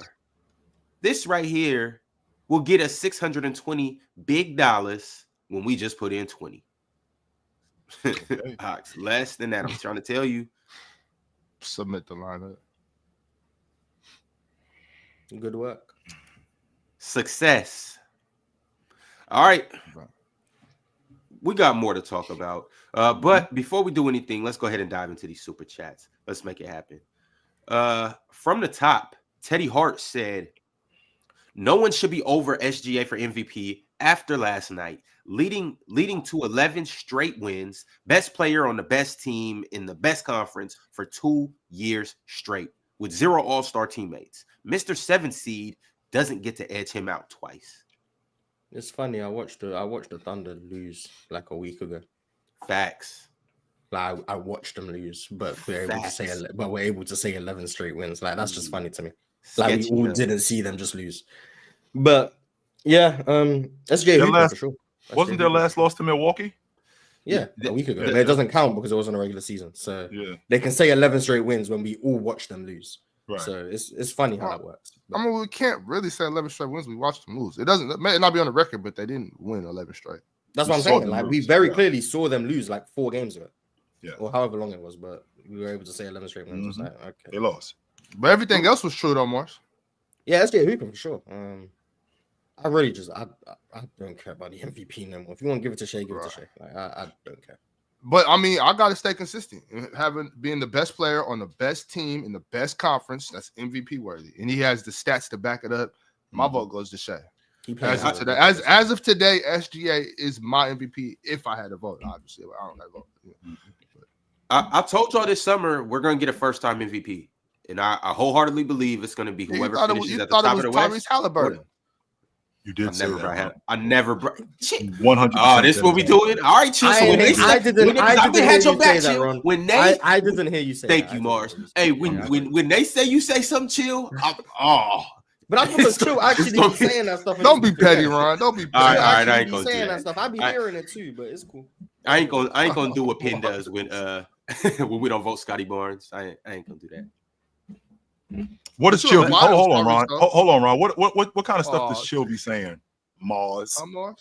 I don't want to just bring up. Please, I mean, Mars, you always bringing the smoke to me. So let me go get my boxing gloves. No, what I do is I assist in the other people bringing the smoke. Exactly. You jump in, right? That's what you do. Like somebody swings on me, and then you jump in. So again, jump in, Mars. Let me go get my boxing gloves so I know exactly what I'm dealing with. So I have nothing to jump in on. No one's bringing smoke to you. If someone sends a super chat like, "Remember when you said this?" Then I'll jump in and be like, "Yeah, I remember." But no one's done that. I can't. Okay. I don't start the beef. I just nobody's swinging on me yet. So as soon as somebody swing on me, exactly. here come Mars. Okay. I'm Jalen Green. Like Amen Thompson will start the fight, and then Jalen Green will jump in like he's on smoke, but he's not on smoke. That's what I am right now. That's what I am. I'm waiting for someone to start the fight. Hey, why did men do Tyler like that? Because he was busting his ass. That's why he did him like that. Because Tyler called him the M-word. Because Tyler Herro was busting his ass. That's why he did it. Tyler called him the M-word. I seen Mars, come on. So was it after a bucket? A man had to stand up for black people. No, that's not what the problem was. Was it after the bucket, Mars? Busting his ass. Take that. Period. That's what happened. That sounded about right to me, Chill. That sounded like something Tyler to do. Torture me, busting his ass. And by the way, not only that's great, but he's still gonna throw him to the floor, so I don't care. Yeah. Not only was he busting his ass, Ox, he was letting them know about it too. I'm busting your ass. You ain't gonna do nothing about it. Yes. Yeah, that's why he got a bit too excited and did a duck on KG. That's what happened. That's what happened. He just decided he wanted to.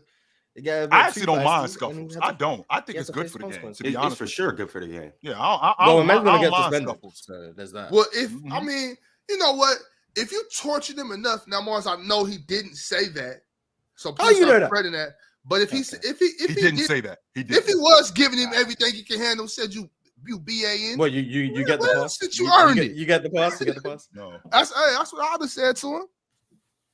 Yeah, he still got thrown to the floor. So I mean, I guess you can have the 29. When you getting your ass when you getting your ass bust and I got a problem with Amen Thompson because of that. Not because he got into a scuffle. Because I don't mind guys getting into scuffles.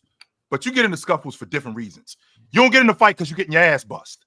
Foul out the Well, that's game. because you just assumed that was the reason. Man. That's exactly what it was. He was Tyler You Herro was just assumed. You busting don't his know ass. that. Did a man say that? Did Tyler say that? No, we don't Tyler know. Herro was busting his ass. I You watched that game. We That watched was that game. Sure, that's We fine. watched I that never game. said that wasn't happening, but then We watched that using game, that and to Tyler assume Herro was that's kicking why his he threw ass, him. and he You don't told him know he was that. kicking his ass, and he You didn't don't appreciate know that's it. the reason. You don't know. And you don't know that neither. So as a ball, as a former, exactly. as- When I as a was former- projecting, it was okay. very clear. I was So- just projecting. You're saying okay. as if it's matter So of let fact. me okay. Oh, Oh, cry, sure, baby. Mars. So allow me to project as a former ball player, and that's not to slight you. That's not to slight you, Go Mars. ahead. But as a former ball player, somebody is kicking another guy's ass because I've been on the floor when I've seen this. Another ball player is kicking another guy's ass, and he letting them know about it. It could turn into something else because I've seen guys get punched in the face for yapping after they kicking a guy's ass. So I'm assuming after what I saw with Tyler Herro kicking his ass and him throwing Tyler Herro to the floor like that, I'm assuming as a former ball player, watching him kick his ass, he was telling him about kicking his ass. And Amin Thompson, being the young kid that he is and being immature that he was, he couldn't handle it. And he did something about it. I never said it doesn't happen. I'm also very aware that some people, when they're getting fried, when someone starts talking to them, they might react with violence or whatever you want to say. I'm saying we don't know if that's why Amen did what he did. It's possible. In fact, it might be probable, but we don't know. We don't Same know way, for a fact. what I said about why Amen started it is very clearly not true. But I'm gonna keep saying I it, don't know, Mars. I take what you say very seriously. as you should, because it's true. Yeah. See, I See? seen Tyler say it. Hill was out there cooking, and we said, "How many do you want?" He got pissed. No, Slammed Tyler on was the frying. ground. Ask If you him, how think many that, do you want? I got a question for you, Ron. With Tyler How Herro many? with Tyler Herro saying that, like, how do you think that? Because last I checked, Tyler Herro was on the Miami Heat. It ain't a bunch of white boys on the Miami Heat. It's a bunch of other dudes that look like me on that crew too. So if he said that to him, how do you think that went over with the fellas?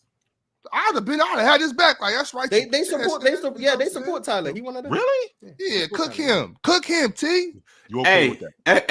every now and then Duncan get the pass when he fight when he You're going, reaching he gotta be a hot. little. He gotta be I don't know about hot. He gotta be You're hot. He gotta You're you know reaching a little he bit. gotta I be don't one of know them about warm one of them warm Miami teeny, nights. teeny You bit. know the I don't know about all that. Bro. But Hey, Tyler but- Hero, they fine with that. But Duncan Robinson, Speaking of which, though, and that's why these conversations are important. It doesn't necessarily mean that it's true and it's going to be the case. But since last week, when we spoke on Tyler Herro potentially being an all-star, Yep. Y'all, that's too low. That's too low. Let's talk That's about not it. even, Talk about it. That's not even a hot take now. It's he's in 13 All NBA discussions right now. Go ahead, Yeah, go but ahead and put that out. he Just still go might ahead not and be put that all-star, though, Swiper. Yeah, easy. But- Yeah, Wow, it's Ron. easy. But- Wow. But he's putting forth an immaculate case. I mean, we already outlined it. You have Donovan Mitchell, you have Cade Cunningham, you have Jalen Brunson, you have Darius Garland, you have LaMelo Ball, you have Damian Lillard. That's 6 people right there, and Tyler Herro. Did you say Trey? Well, I didn't say and Trey. I'm No, he saying didn't I'm say saying Trey this Young. based on the other games because I didn't see last night. You know what I'm saying? So, if you add last night, which like I said, I didn't see last night. I'm going off the games before that. Now, if you add that to the resume, bro, we got to put some love on Tyler, bro. Like I really, I thought he was. You can't be an I thought he all-star was game all-star thrown to the already. floor like that. Really? was your all-star. No, Yeah. contested middies in the fourth quarter, too, Ox, by the way. Contested middies. Just swish. he- Oh yeah, baller. that's good basketball. Yeah, that's good basketball. Swish. Well, also being one of the best 3-point shooters in the league, too. You know. Yeah. But the mid range, yeah. I don't know if you remember this, Mars, but Charles Barkley threw Shaq to the floor in 2000. And that was probably his best season of his career. Straight threw him to the floor.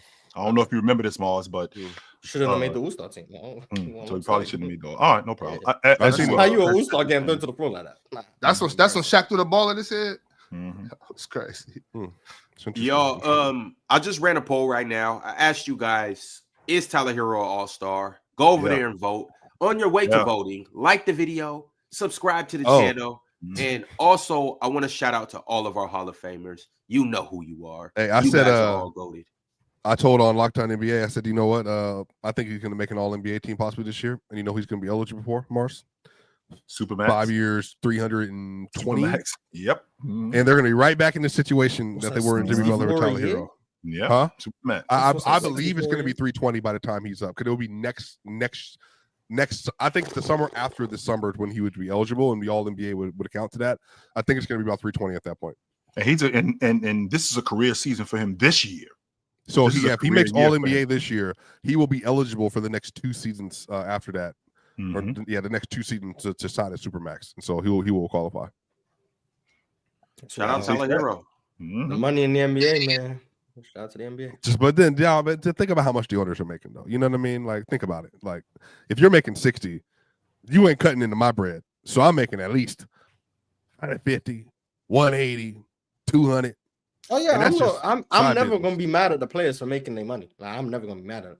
Right. Shout out to the players for that's being the money in the game. Like, I made sure that I saved this swipe because I know that like when stuff like this comes up, to be eligible for the Supermax, you have to be entering year 8 or 9 on your rookie deal.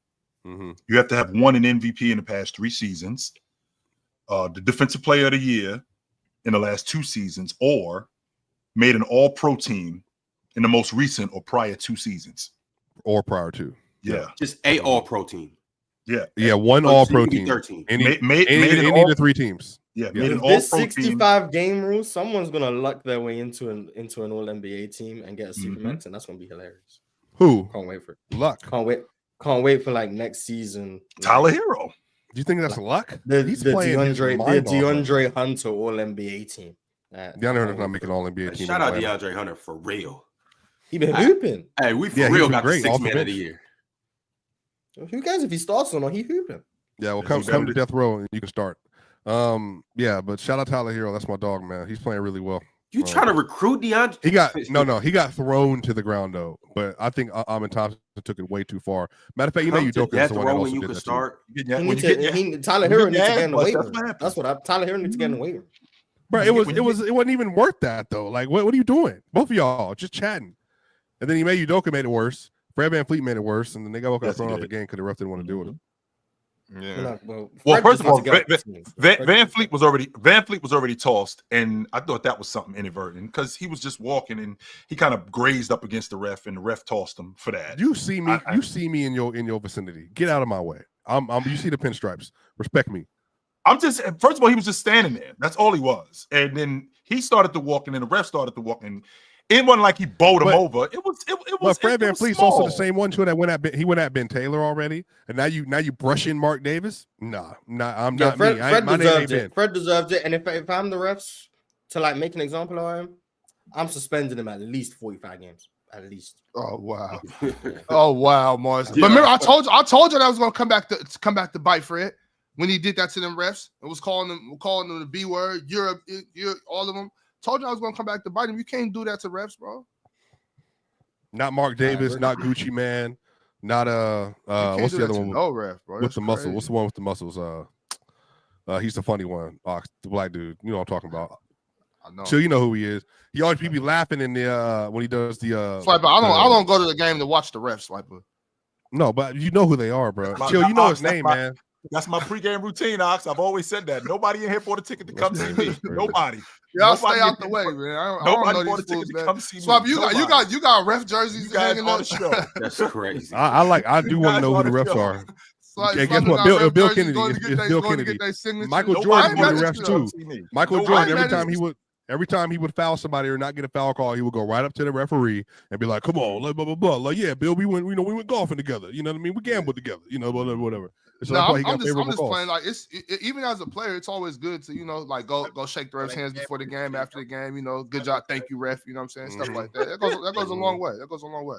All right, y'all. I got a super chat from DSG Piccolo. He said, "Waiting for my flight to Vietnam, but Shaden FC, we up, nigga. A man trying to fight Herro because he was getting cooked is crazy. Jokic better, but Shea for MVP. Shaden for most improved soon. Scoot, keep it up, and you can stay."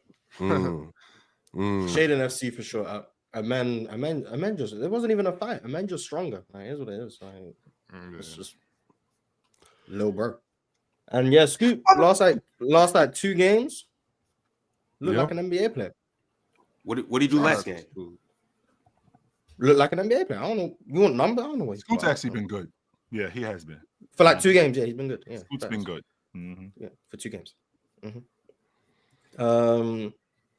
Against Dallas, where is he?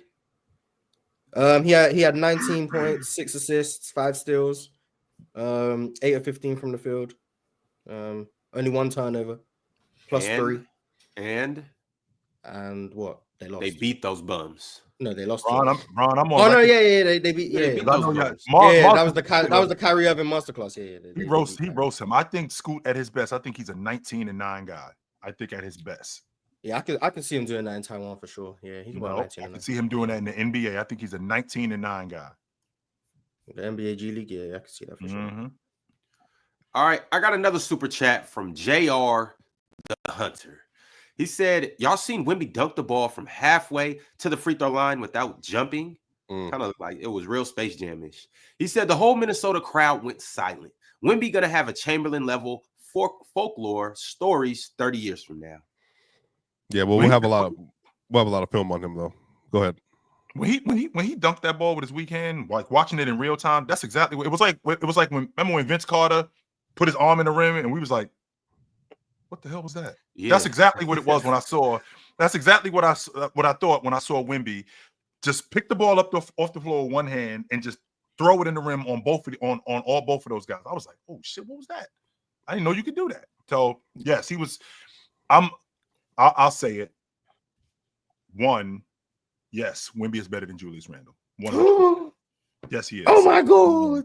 Number 2, and it doesn't have to be right now, but I think Wemby's going to be the best player in the game in shorter time.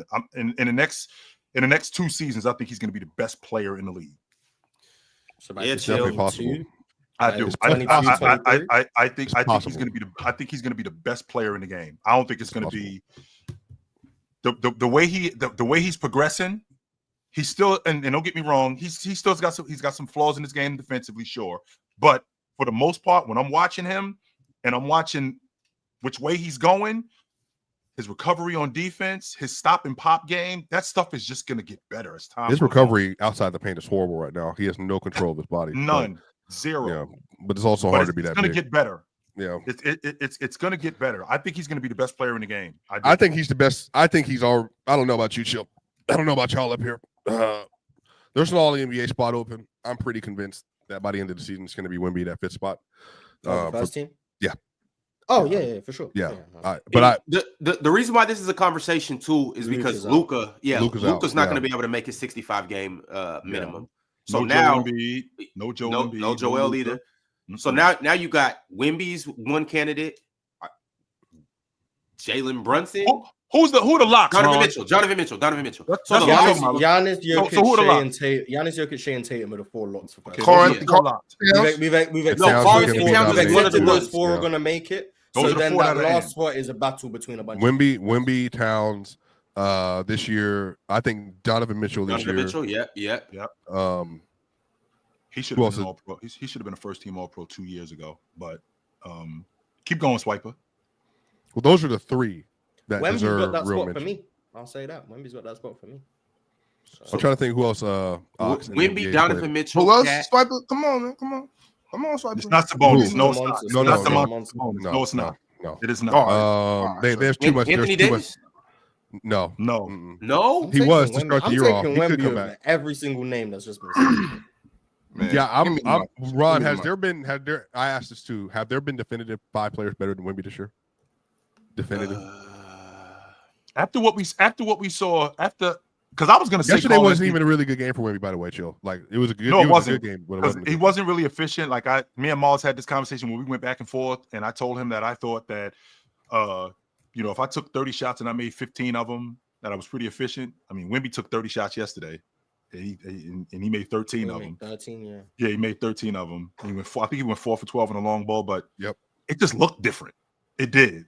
It just looked a lot different than, a guy just taking 30 shots. But up until when he played against Cat, because that stuff matters when we see head-to-head matchups. Head-to-head matchups matter. And the way he kicked Cat ass, if he could continue to do what he's doing, I mean, I'm having a difficult time seeing Cat go ahead of him on that first team. But I think Cat's in the conversation to be a first team All-Pro this year. I think if LaMelo goes 12 for 30, I'm gonna have something to say about it. So when Wemby goes 12 for 30, I'm gonna have something to say about it too. 13 for 30. Don't forget that one extra game. Yeah, But the thing I like, obviously, he didn't shoot good from the field. I just like the fact that now he has the green light to shoot 30 shots. Yeah, I but don't their understand offense, why they don't. I don't understand why he doesn't. Well, he their he offense does in the now. fourth quarter He just shield did it. doesn't make any sense in the world. Like that, they all they ran were screen, rescreen, rescreen, rescreen, rescreen, And it doesn't rescreen, work because further because away from the Wemby- basket each And it time. doesn't work to your point, Swiper. It doesn't work because Wemby can't screen. Wemby's screening with his hands. He's pushing off guys diving to the basket, so he doesn't screen. So it doesn't work. Well, what they did was they just put Ant and Dante or whoever in the action, and then they were just like, all right, cool. Like when we're just Wemby can't get Wemby, he can go around. The dunk he had was on Ant and Jaden McDaniels, and then Rudy Gobert came over the top. But I mean that is what it is. Ant's just stronger than him, so he just can't physically move him out of the way. He can guard well in the post. But yeah, I think the thing with the Spurs, they're already ahead of development. I think Devin Vassell, I already told you, can be an all-star one day. I think he's great. I love Devin's game. Devin Vassell. Yeah, I really like Devin Vassell. Him and Keontae George are my young guys that I love. I think they're both really good players. What do you laugh about, Mars? You agree? Don't agree? Keontae George. It's just like Well, you don't like it's not, Keontae George? it's not random. It's just like you're very high on him. So I love Keontae. Oh yeah, I just do. Yeah, so we all have. Boss, think there's a he's guy in a the league that's nice playing dude. for a team that's not very good that you love. So don't do that, boss. I don't know who it There's is. a guy playing There's- for a team that is good that sucks, and I still be trying to give him belt. So like, it is what it is. Like, you just have you have guys. So I understand it. It's just funny hearing that Keontae George. What's wrong with Keep Keontae going George? to He's your a point. good Okay, kid. now Your you already point- said your he point, went to Baylor, so like obviously like you got the attachment. Like I get it. It's Sure. just That it's has nothing funny. to do It's with like it, by the way. yesterday in the TikTok comments, I seen someone leave a comment on the Mitch Richmond post, and he's like, "Yeah, I don't know if I can agree with this coming from a Mitch Richmond fan. I've never heard that sentence formulated in my life. I've never heard someone say coming from a Mitch Richmond fan. I've just never heard it. I'm a Mitch So, like, Richmond fan.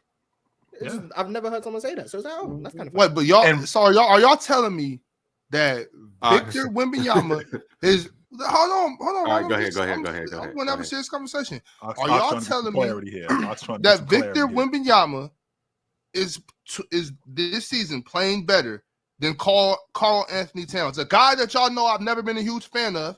Yep. So there's no agenda, no bias. I'm just seriously asking: are y'all really gonna sit here and tell me just because this kid can stretch his long ass arm out and get a highlight dunk from half court, y'all gonna tell me that he has really been playing better than Karl-Anthony Towns with a straight face? Yeah, so I would like to answer this first. I think that the fact that Towns is the only other volume scorer in the league besides numero uno that's averaging over 25 points a game on 66 true shooting. He's been incredible this year, Ox. He's also been the best rebounder. Dude's mostly in shooting the league. 44% from 3 this year. Yeah, he's going crazy, What Ox. the I agree with hell? you. Towns is having a career season this year. But the thing about Wemby is, Ox, Wemby to me is already the best two-way player in the league because his defensive value, he's better defensively than anybody else in the league, I think. I think his offense, Ox, has steadily been getting way better. Like the last 15 games or so. Don't give me. I don't have the numbers right in front of me. I think he's averaging like 28. Man, that fool He's just like like jacked. 10 He and just 5. jacked. He's averaging He'd be 29. out No, but He I'm out saying, there but Ox, it's just like, He's averaging 29, 11, and 5. Who? but it's on pretty Wemby good jacket. efficiency. And he's shooting a lot. Wemby. So what does Karl-Anthony Towns do? The No. last 18 games, Wemby's averaging 29 and a half, 10 rebounds, 4.5 assists, and 4 blocks on 50, 40, 87. That's what I'm saying, bro. Like, so you add in the fact that his defensive value is what it is, Ox. To me, Yeah, I'm so just is he like, better? well, I'm just curious. Is he I'm been saying, playing better than I Cat? think it's a conversation. I think Cat should he's guaranteed second team at least this year, Ox. I think he's going to finish top 6 in MVP voting for a lot of people. But Wemby right because now, of that, like, because of the hype, they're gonna put Wemby first team and Cat second team. no, I don't think it's a hype. I don't It's think not hype. necessarily hype, Ox. You got to remember too. You got to remember too where we are. So when Cat starts playing better, then we're gonna have another conversation. We're in a stretch right now with Wemby. Now, this stretch, once we get into the dog days of the season, which we're coming up on right now, once we get into this stretch of the season, and then Cat maybe starts playing better, where we get a stretch of 8-9 games where Cat is, let's say he's 29, or let's say he's 30, 11, and 4, shooting 46 or More than 47%. 11, chill. Just by the way, Karl-Anthony Towns leads the league in rebounds. He damn near Okay, averages let's- 14 a game. I was about to say that. I'm sorry, Ron. So let's say 13, 14 rebounds. So he's 30 and 15 for a month. And with him being 30 and 15 for a month and the Knicks start rolling, what's going to happen, Ox, is we're going to start talking about Karl-Anthony Towns in the MVP race, especially if the Knicks start winning more and they get to the top of the East. We got to start talking about him like that. So this thing shifts up until right now. Wemby has been playing really well. And the fact that what we saw on Christmas have been putting 45 on Karl-Anthony Towns, that kind of shifts the narrative. How is AD not having a better year than Wemby so far? What are we doing? Wemby's I'm sorry, been we're just better not on both sides of the ball. Yeah, we're just not watching the same sport. But, Respectfully. So you guys all think Cat's been the Knicks' best player? I do personally, yes. I think it's the play. The as you know, the playmaking and the initiating is Brunson. So I also would typically lean that way. I just think Cat's arguably been the best finisher in the league, like across the board this year. And I think what he's added to them as a defensive rebounder as well has been that important. But you can really say he's Anthony Davis, but the flip side of AD, in that he's offering so much value offensively right now. And in his rebounding, I think you can make an argument for him, but I also wouldn't be upset about Brunson. Brunson's also been incredible. Like, they have 2 All-NBA players in the roster, and both of them, I think, make second team All-NBA this year. That's how good they've been. And what about OG Anunoby? Swiping. He's not making All-NBA, but he's been good. He can get All-Star votes. He will get All-Star votes. He's on there. Yeah. But yeah, I got Wemby on my first team. So yeah, there's that. I think I'm pretty confident. I wouldn't be surprised if Wemby made first team, but I think Cat's going to make first team All-Pro this season. Does Cat finish the year like this, you think? Yes, I do. I'd expect him to. Barring any injuries, I think he does finish this season. Like, because who could sneak into it then, Chill? That's like that could turn their play around, or maybe they move up in the standings. And Anthony Davis. Anthony Davis. He could. Anthony Davis is already in these talks. No, he's not. Ron. Yes, why is he not? Why is he not?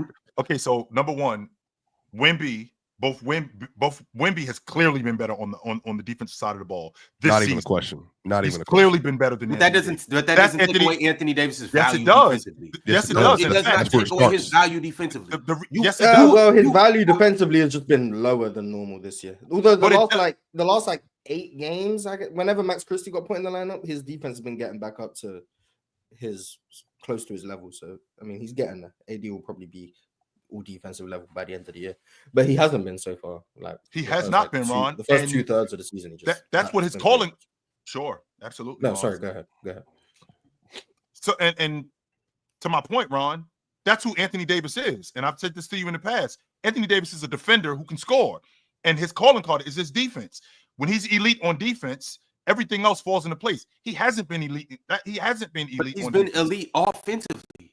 No, been good. No, he has not, Ron. But the thing is, but Ron, the fact that Wemby is able to give you the interior scoring in a much different way, but he's the best finisher. Can we agree he's the best lob finisher in the league? Yeah, who, Wemby? Yeah, I think him, AD. AD's actually Giannis, the one I would say is debatable. Yeah, him, AD, Giannis, and somebody finishes. Yeah, I mean. Just respect. I'm just gonna say it there real quick. You don't have to put him in the conversation. If you can zoom back.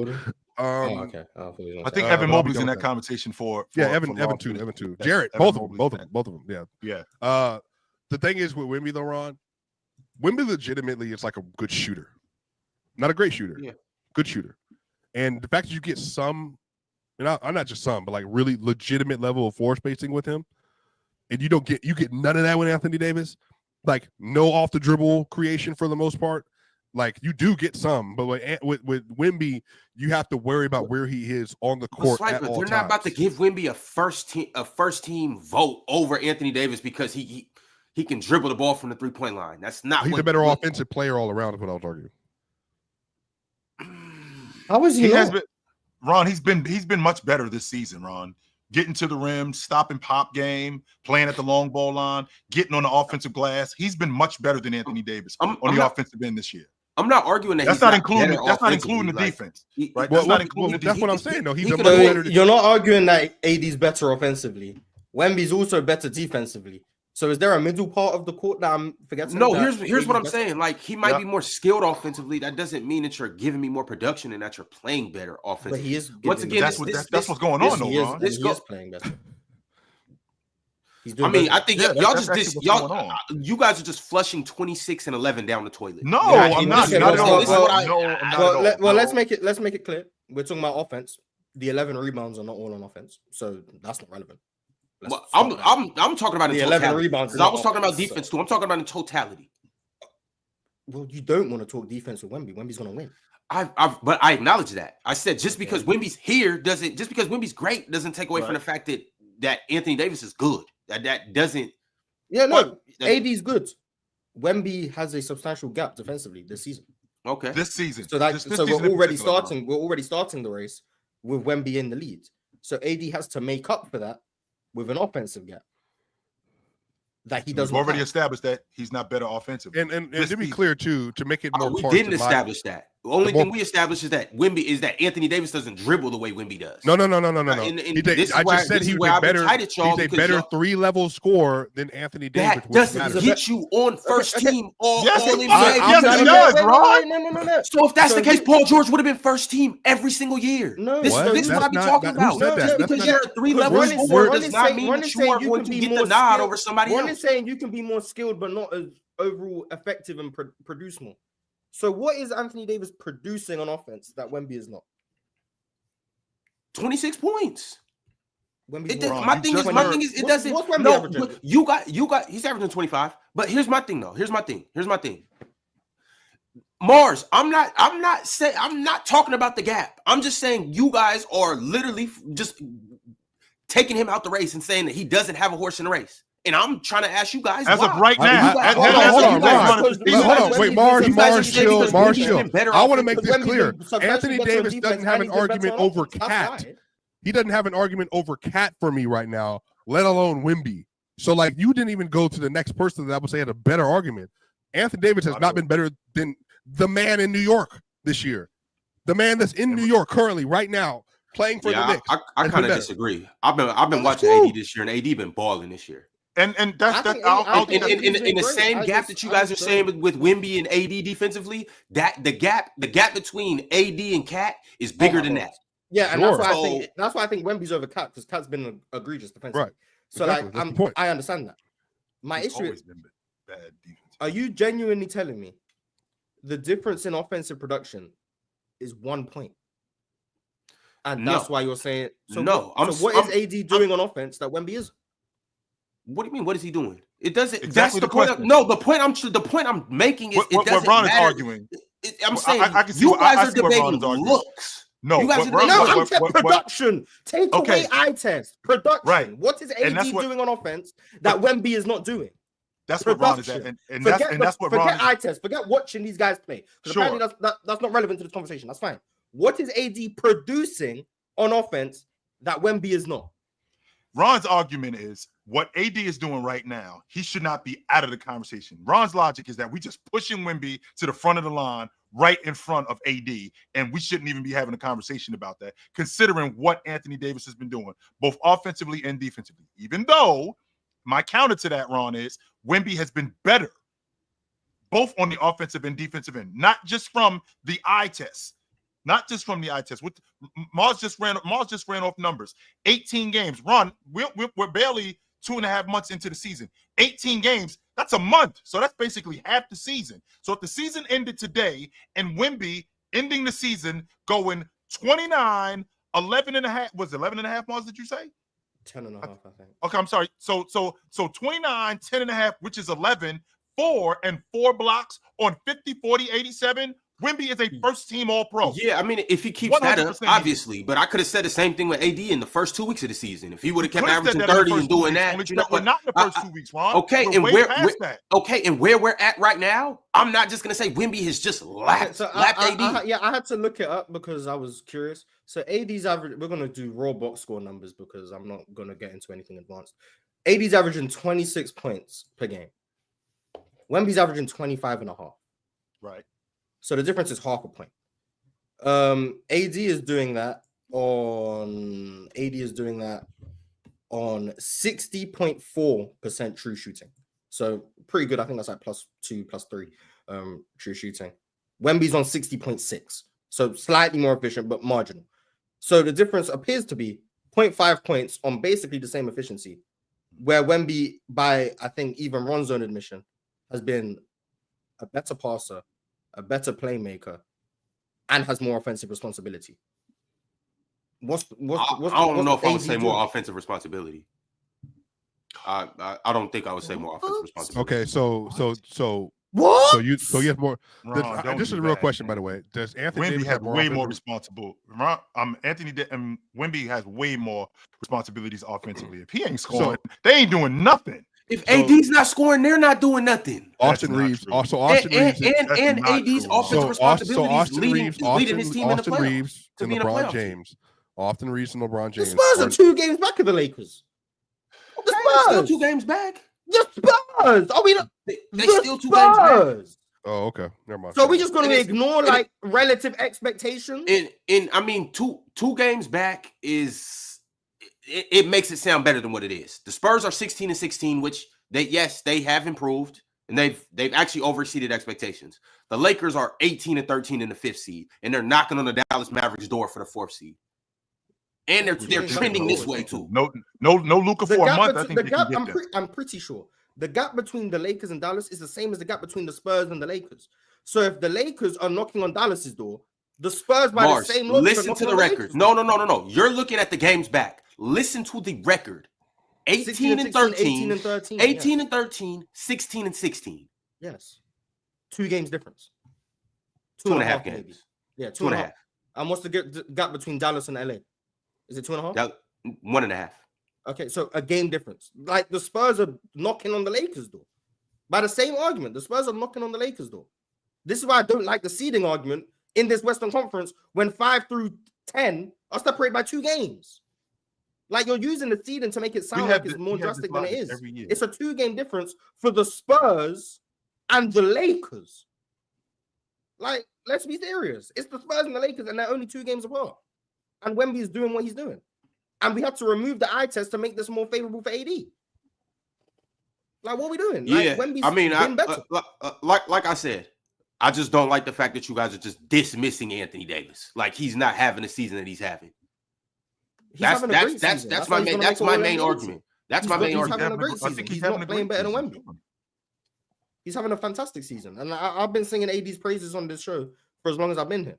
He hasn't been better than Wemby this season, especially when you factor in the fact that he's had a major defensive fall-off for the most part. Now, in the last 2 or so weeks, he's improved defensively. So if he gets back to that defensive level, then we can revisit the conversation. But he hasn't so far. And the fact that the Spurs, with Wemby on the floor, have a better offense than the Lakers with AD on the floor is quite intriguing, considering the It shouldn't surprise anyone, by the way. Not Honestly. necessarily though. Like once What do you again, mean? like the Lakers aren't all that spectacular.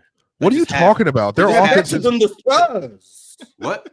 They are better than the I'm Spurs. not arguing that. I said That's- they're not. so Yeah, that's what no, I'm I'm gonna do what you do. I didn't say that. Don't Yeah, say but words you- that I didn't but say. you- I you said they're saying that not as all like, that okay. spectacular. No. But the They reason why don't I'm need to be saying spectacular to be better than the Spurs. okay, I get that. The point I'm making is he's still not working with like the best of the best. Like, yes, he has Braun. He has Braun. No, Ron, When Ron, Braun you're comes- stuttering. I said Ron, you're Spurs. stuttering. Ron, you're stuttering. You're stuttering. You're stuttering. What does that have to do with anything?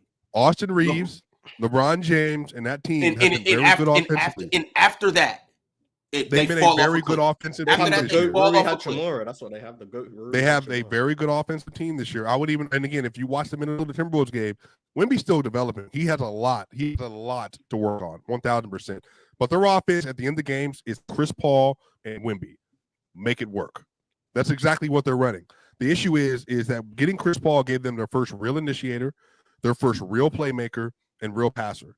So I think the issue is that you're making an argument for Anthony Davis and him not having this like whatever team around him. Well, neither does Victor Wembanyama. No, And his team is worse than That's that Lakers team. what's understood doesn't have to be explained. We know that the Spurs. But you're only making the case for Anthony Davis though in that instance. Here's because you before you guys cut me off, I was about to get to my next point. That I actually think that the Spurs are a little better than we give them credit for. Now, that doesn't mean that they're an immaculate team. That doesn't mean they're great. But Harrison Barnes, and I've watched the Spurs this year, they actually are a little more competent than their 16-16 record is actually very indicating of who they are. You got Harrison Barnes. Obviously, Chris Paul has been good. He's 4th in the league in assists right now. Devin Vassell, you guys always sing his praises. Keldon Johnson's been good this year. Jeremy Sohan, I keep mentioning him. He's been good. Like the Spurs have been a solid team this year. And the pieces around Wemby, like obviously Wemby's been great. Wemby's been incredible, but the pieces around him have actually looked competent. Am I wrong? Quick side note, Ron. I didn't appreciate Devin Vassell throwing Jaden McDaniels in the basket like he did last night. I ain't appreciate that at all. I did not. Just making him look weaker than he is. I'm like, wait a minute. This dude's like 6'9". How is this dude just muscling you? But anyway, let's get back to what we were talking about. Ron, I think the point that needs to be made is as good as Anthony Davis has been early on in this season, because this season is barely we're third into the season. How good he's been in the first couple of weeks. What Wemby has been doing, to Mars's point, these 18, close to 20 games, which is over a month, it surpasses what Anthony Davis did to start those first 2 weeks. So can I then ask the question? And Penn, I would like for you to be the first to answer this. If based on what we're seeing right now, and Wemby's just clearly better defensively, the eye test will show us that, and he's better offensively, the eye test will show us that too. Is Wemby better than Anthony Davis? Yes. Can we just say that? He has been this season. Yes. There's a difference between playing better and being a better player, Ron. Those two things are not the Look, same. there's one player? panelist That's up here who had Wemby as a top 10 player coming into this season. You know who that is? Penn had him at 6. I had him at 6, so I had him higher than you. There's no way in hell you had him at 6. I'm pretty sure I said I'd probably have him top 10. I didn't agree with 6 though. I know. Mars, you said before the season was over. At 10. Mars, you said this in the summertime. You said before the season's over, Wemby's going to be a top 10 player. You said that. I know. I had him top 10, but Penn had him 6. So you got to I'll give Penn his flowers for that. Penn had him 6. If he's better than AD, then he's close to 6. He's not better than AD, Ron. No, but I don't think he's playing. He's not better than AD. Playing better. Yeah. But I wouldn't even agree on that. I don't know if he's better than Anthony Davis, because AD is better. AD is capable of being better defensively than he has been this season. So I'm not going to say Wemby's better. I'm not going to say Wemby's better than Anthony Davis, because I know AD is capable of being better than he has been. But this season, he's played better than Anthony Davis, and I don't think that's really a conversation. But why you acting like AD's not playing great right now? No, that's not the no. We're not doing that. No, I don't like what you said about you said that right now Wemby's surpassed how AD started the season. I don't even agree with that. Like AD's been playing amazing this year on both. I just don't think. But go ahead. I'm sorry, Penn. And it takes, and it's like with remember we were talking about. Now, I don't want to. Matter of fact, I don't want to bring him up because that's going to derail things. But I think what AD does to get his points or whatever. So if we want to go towards the stats, like he takes out a way less chunk of the offense. Like it doesn't.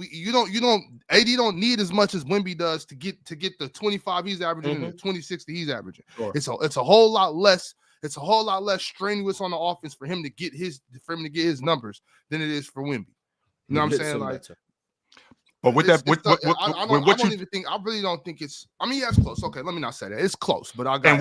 And with what you just said, Ox, Anthony Davis's calling card, and this has been his calling card throughout the course of his career. He's a defensive player who can score, and with him being the defensive player that he is, he dominates games defensively, and then that gets compounded by how good he is as a scorer, as a lob threat when he's in the mid-range. He's not doing that on the defensive end. So that's taken away from his dominance all around in the game. Meanwhile, Wemby, being the rim protector that he's been, right? Being the rim protector that he's been and being the paint presence that he's been, I feel like what that's done, in addition to now him cracking the long ball, him playing in the mid-range, him playing in transition, how much better he's been there, I think he's moved past Anthony Davis. Wemby be getting cooked and then get 4 or 5 blocks. It's like, oh, he's the best defense. He's getting cooked and then, getting blocks. Anthony Davis is playing solid defense all throughout. Maybe not the numbers don't look as nice. Right. But Anthony Davis is still a hell of a defender. Y'all can't compare him to the defender he was 2 years ago, last year, year before that, and then say that he's not a great defender because he's not living up to what he once was doing. He's still a top 3. That's what I've been hearing. He's still a top 3 defender in the NBA. Has he performed like a top 3 defender in the NBA this season? Maybe top 5, sure, whatever. He's still a hell of a defender. He is still a great defender. It might not be the same defender he once was, but he is still great. And like I said, Victor Wembanyama be getting cooked on defense and then gets 5-6 blocks, and we forget all about it. You're saying what I said. When AD's capable of being better, like we know he's one of the best defenders. I'm not talking about what he's capable of. I'm talking about what he's doing. He's still a great defender. He still plays great defense. Not this season. AD in my opinion. I disagree. AD in my opinion is the best defender in the NBA because of the skill set, the tools, everything he has, and in terms of a playoff setting, I think he's great. This season, and I guess we might have to have this conversation, especially the early start of the season that people are praising the most. AD has not been performing at that level defensively. Some of it's scheme, some of it's Lakers personnel, some of it is the plantar fasciitis he's dealing with, and some of it is just on him. But AD has not been performing like the best defender in the NBA, especially early on in the season. But I'm not going to then say AD is not the best defender in the league because I know that AD is capable of more. But what I'm also not going to say is that AD has been performing like the best defender in the league or a top 3 defender in the league when I don't think that's true. And I'm curious, and I'm going to ask Ox, this season, how has Anthony Davis performed like a top 5 defender in the NBA? I mean, first, Mars, you don't got to slow talk me. I understood everything you were saying already. No, I was talking for the chat. I wasn't saying that I think AD is playing like the best defender in the league. I wasn't even saying he is the best defender in the league. Yeah, that was me saying that. That was my opinion. Right. Okay, we'll see it. So I'm just saying I think he's still playing great defense. I think he still provides everything he once provided, just not necessarily at that level. So like if you're talking about like specific things, being able to, being versatile, being able to switch out, being able to play solid on the block, all the great things AD's always been capable of doing, I think he still does, but maybe just to a little bit of a lesser degree. You know what I'm saying? I think everything is still there, and if it is scheme, that's fine. If that's what coach wants, and you got to take that as a player. You know what I'm saying? But I still, once again, I think he still does everything. Like his ability to switch out, his versatility, moving his feet, staying solid on the block, protecting the basket. He might not get as many blocks as Victor Wembanyama, but I mean, he's not 7'6", but still, you know what I'm saying? I think he still does all of those intangible things on defense. You know what I mean?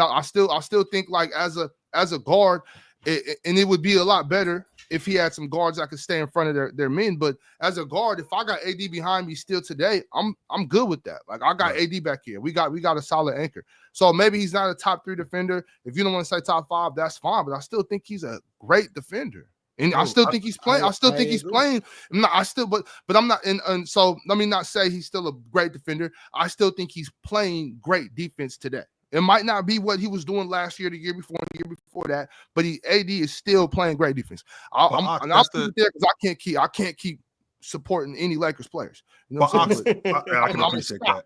And Ox, that's where the line is, because when you have a guy in what Wemby is doing as the rim protector that he's doing, and now this is becoming the standard. I mean, the narrative on Wemby is him being the defensive player of the year, and what Anthony Davis has done as a defensive player, that's his standard. So when it gets lower, of course it's gonna be eye popping.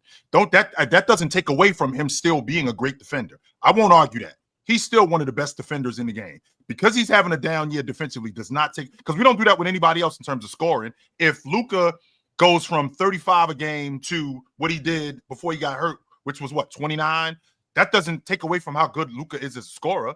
I still think he's the best scorer in the game. But with that being said, there might be somebody that's having a better year, more efficient, better in the mid-range, better in transition.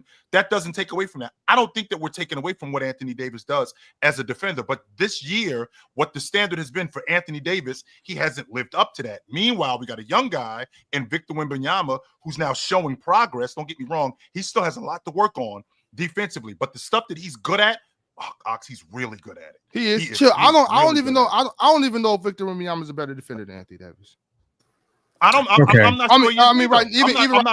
not sure he is neither, Ox. But what I am sure of is this season, I think he has. That's what I mean. That's what I mean. I don't mean, but that's what I mean. I don't even know if Victor Wembanyama is playing better defense than Anthony Davis. I think He he's is. getting more blocks. Oh, I think he's getting more blocks. No, you hold know on. what I'm saying? But I think that's about that. He's why of everything else. I'm like, what is he doing? This is what I get. This is what confuses Yeah, me about this. I feel like Because reputation why is it that reputation carries so far? And if Who I said bring, my reputation? but if I bring actual numbers to the table to Who support said anything about reputation? why one player is clearly outplaying the other in defensive end, why that will get thrown away?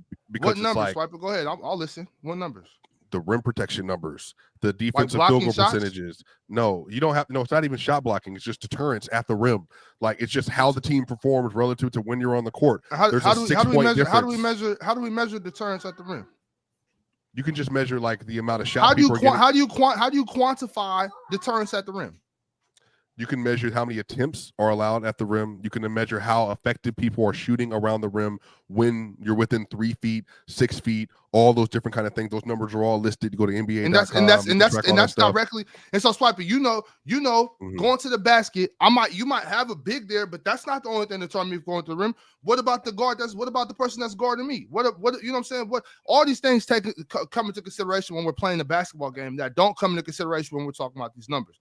That's the only reason. Sometimes I push them aside. Like, yo, that's not that doesn't correlate. That doesn't correlate as when we're talking about numbers. They need to be like math. It needs to be exact. I can't have numbers and it be estimations or what we think is going on. Like math has always been what it is. 2 + 2 is always 4. He blocks twice as many shots. Does that make it easy? Yes, Pin, and that's my point right there. Thank you, Pin, because like I said earlier, you might block more shots and still not be a better defender. Like if we're playing right, let's call it 20 possessions, right? In 20 possessions, if I have 0 block shots, but I've been moving my feet, cutting you off, playing you all the way to getting my hands up, and it's hard for you to shoot over me, and you in 20 possessions, I play great defense and I got 0 blocks, but you in these same 20 possessions, you might get cooked 8 times. You get 8 layups, but then I get 6 blocks. I'm a better defender than you? Hell no. That's not how it works. That is not how it works. I didn't bring up blocks at all. I think that at some point in time, you have to be able to accurately say that this player, and this is why Anthony Davis, this is why the conversation is so interesting to me. It will never matter how good the Lakers are defensively on the floor with him, because he's never going to get the blame for why the Lakers are getting destroyed at the rim for the most part, especially early season when he was on the court.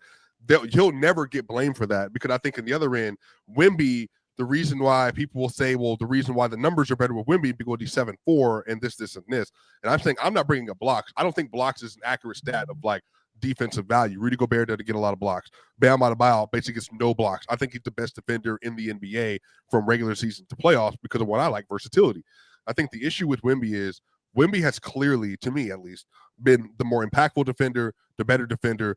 If you look at just the raw numbers or look at like the net rating stuff, like that stuff all still points Wemby. And I think even if you watch some of these basketball games, Anthony Davis is just not having the same effect in the paint as he has traditionally, at least prior to the last 2 weeks. And people were saying personnel, but I actually don't think that the Spurs have a better personnel defensively? Yes, they do. No. Yes, they do. I don't know. In the Lakers? So Yes, Jeremy Sohan and who? Yes, Yeah, Jeremy Sohan, Stephon Castle. Chris Paul is still he might not be the old Chris Paul. Hold on, wait, just listen to what I'm about to say. Listen to what I'm about to say. Chris Paul, Harrison Barnes.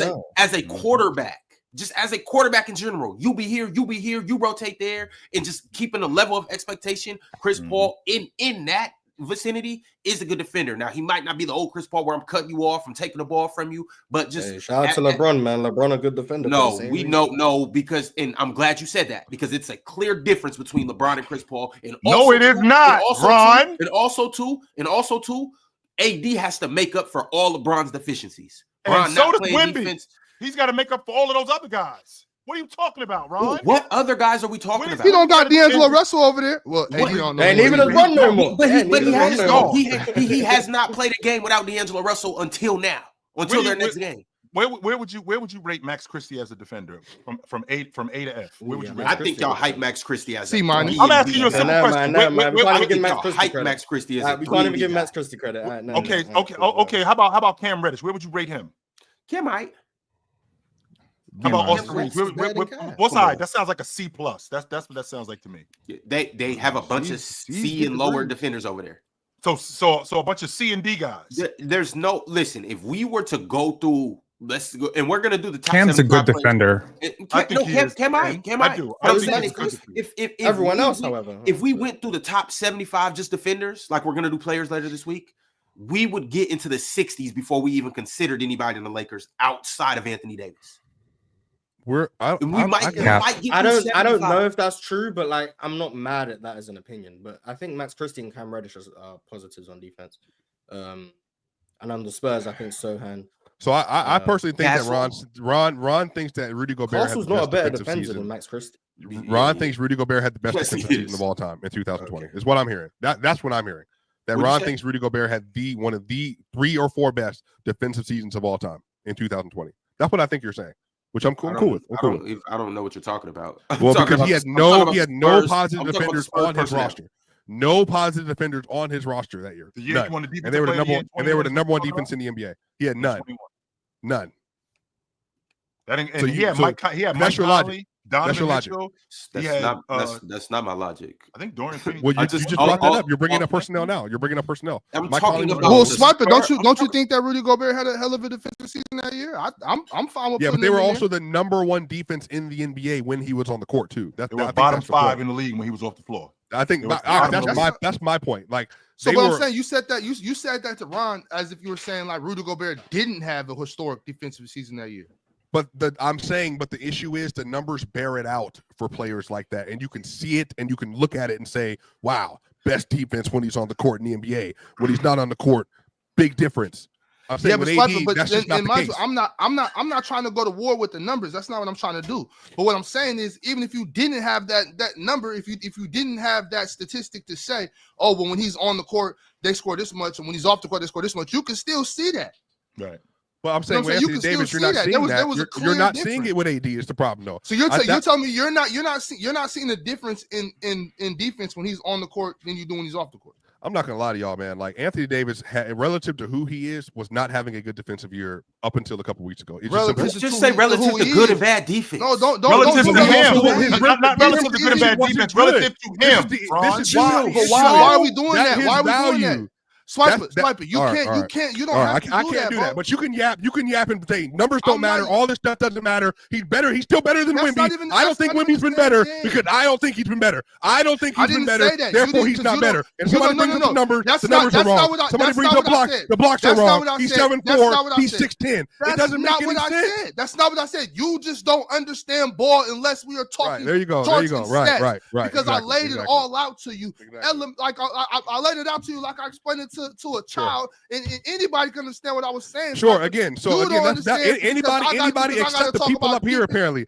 Anybody Everybody else- except the everybody people up else here was- apparently. everybody else So was keeping up. Anthony Davis, you can Everybody make else an was keeping argument. up. It's your eyes, but Ox's So, but basketball no, eyes. but Swiper, You don't- can don't make act an like- don't argument act like that what I Anthony said was Davis, crazy. I think What he's did playing I better say? defense than Victor Wembanyama this year, The scenario- even this- though the 20 they're the getting 20 scored on consistently and all the time with 20 AD on the possession court. scenario that That's I what gave doesn't you make any was sense. as simple as I can make it. The 20 scenario, the 20 Well, it's possession but it's a bad I gave you scenario. was It's a bad as clear as I scenario. can get. It's simple as that. But that's what's happening. Okay, so Ron and Well, Ox are saying the personnel. It's all dependent on the personnel you have on the roster. I mean, he can't and guard determines 5 outcome. people. Got you. He Got you. can't Sure. guard 5 people. He got an older, less athletic team. Like the Spurs just clearly have better defensive personnel. They And like do. that's- Shout The out to the Spurs, young they're fella. Shout so out to the good young fella defensively. because Victor Wembanyama is great. He is great, and he's only going to get The better. Spurs have You know what I'm such saying? good Shout defenders. out to the man. young fella though, for sure. I'm not. This isn't a Victor Wembanyama hate session. I'm just trying to lay out the reason why I think AD is a better defender. Look, the Lakers have That's the number all I'm 2 trying to do. defense in the NBA in the last 8 games. So what changed? That's what I'm saying. What changed? What happened before that? What happened before that? That's what I'm saying. So like all that stuff, none of it mattered. Now the numbers matter because I bring up the numbers before that, and they were you mid to brought bad. it up and said it mattered. Are you having a conversation with yourself? Like, are you arguing with yourself? brought the I'm number clearly, up. I'm You clearly have responding to the some chat. internal- I'm I'm not clearly even- responding to the chat. People my are saying bad. people My are bad, saying I didn't that know. the I didn't know. numbers I didn't didn't know. matter when the defense was bad when he was on the court. Now they're better with him on the court, and now it's a different. Sure, Now, okay, you I know got me it. So confused, numbers didn't I matter before didn't know that. you was talking in the chat, bro. My It bad. I never, didn't know it's you never was going to talking- matter. That's what I'm saying. It's all going to be selective. The thing about defense is more predicated on how you feel about somebody than anything else. That's why people can blame No, Rudy Gobert no. for all this other stuff. It is. It factually No, is. Because if you're telling me you said Victor Wembanyama, you said Victor Wembanyama gets scored on all the time. I'm saying, well, AD gets scored on all the I time didn't- too. But I would never bring I that mean, up for AD why he's not a good defender or why he's not an Why elite not? defender. There are other things you could That's a measure part of playing to defense. determine how Not good getting the team scored on. is when they're on the court defensively. It's just that simple. That's just really what it is. All right, Well, fellas. look, we I didn't say the numbers don't matter. I just wanted to figure out what are these numbers and how do you quantify these things? And I Like, answered it's them, not- and that's I not- answered yes, them, but and then I you said said, those and then are you not said, exact. you got to take into That's the not context the exact. team around them and what's happening on the court. It's not an exact science. That's I what you need the said. numbers. I need the numbers to be exact. That's why these bullshit formulas don't make sense when you're really playing basketball. These formulas are just, how do you come up with that? How you can't when it's numbers, it needs to be exact, or I don't want to hear it. A stat for rim deterrence is funny, but I You do know what I'm saying? think- That's somebody deciding. Yeah, but okay, rim I'm gonna deterrence give a is point value to this, theoretical. the point value to that. That's not realistic, and these are numbers. So these numbers are bullshit. Our defensive field goal percentages are those bad numbers too that we use for What's the formula? how well a person shoots when you're guarding them. Yeah, but then what determines is guarding someone? Sure. Putting a hand in their face. That's not exact. That's a genuine question. What do you mean? Sure, that's a question. No, sure. I think that was Putting pretty a hand, easy to putting a tell. hand Like in the if guy's face. Well, you think it's easy to tell, and then you watch the games and you realize that your eye test is telling you something completely different to what the numbers say. But right, sure. because who Ron, else neither here nor there. Ron, is there? because Ron, you could score on me, Ron, and I got a hand in your face, but the minute you're open, you can't throw the ball in the ocean. Right. Now chill. Now imagine this. If I'm Anthony Davis and let's say Rui Hachimura is guarding Jaden McDaniels might get forced to do so, get forced to make another move from Rui Hachimura, and then now he's already off balance. Anthony Davis just run over there like this. Now he's the closest one to him. Is that Anthony Davis or is that Rui Hachimura? Now I'm saying, like, these formulas need to be exact. Right. I reject this notion that I'm the not a Spurs fan. have some overwhelmingly positive defensive personnel and the Lakers have trash. Christian Koloko is a good defender. Jackson Hayes is a pretty good defender. Gabe He's not Vincent, playing. He's not playing. sure. That's Chris- Gabe Vincent is a pretty okay defender. I don't want to say he's Pretty okay. great. He's not good, but he's All right, average. y'all, I'm out of here. Okay. So average. I mean, Ron you- acts like Gabe Vincent can't do anything. On a but basketball. That's if what he you're make looking Ron. if you're looking at the that, by way. Spurs personnel, hold on. I don't think the Spurs have a single defender other than Wemby who is a better defender than Cam Reddish right now. I really don't. All would right, say- I'm would- back now, I'm y'all. trying to work. Jeremy, I think Jeremy Sawyer has good on defense. I understand. I think Jeremy Sawyer has good on defense, and I think Devin Vassell's capable, and I think Stephon Castle's been pretty good. Everyone else, like, I'm not moved at all. For the Lakers, I think Max Christie's been really good since he started getting minutes. Cam Reddish, I think, is good. And I think Gabe Vincent is a good point of attack guard defender, but like he still provides like the mismatches and stuff because of his size. So I wouldn't call him good, but I'd call him solid. Anyone else?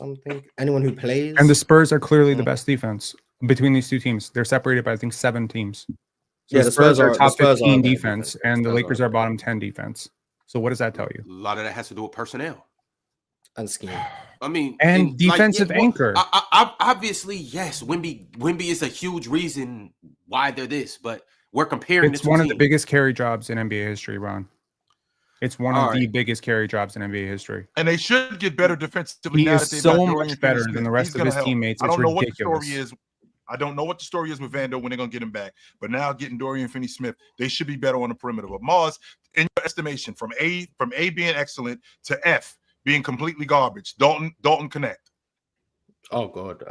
D minus, Gabe, C plus, Anthony Davis, A plus, Max Christie, B plus, LeBron James, D minus, Austin Reeves, C.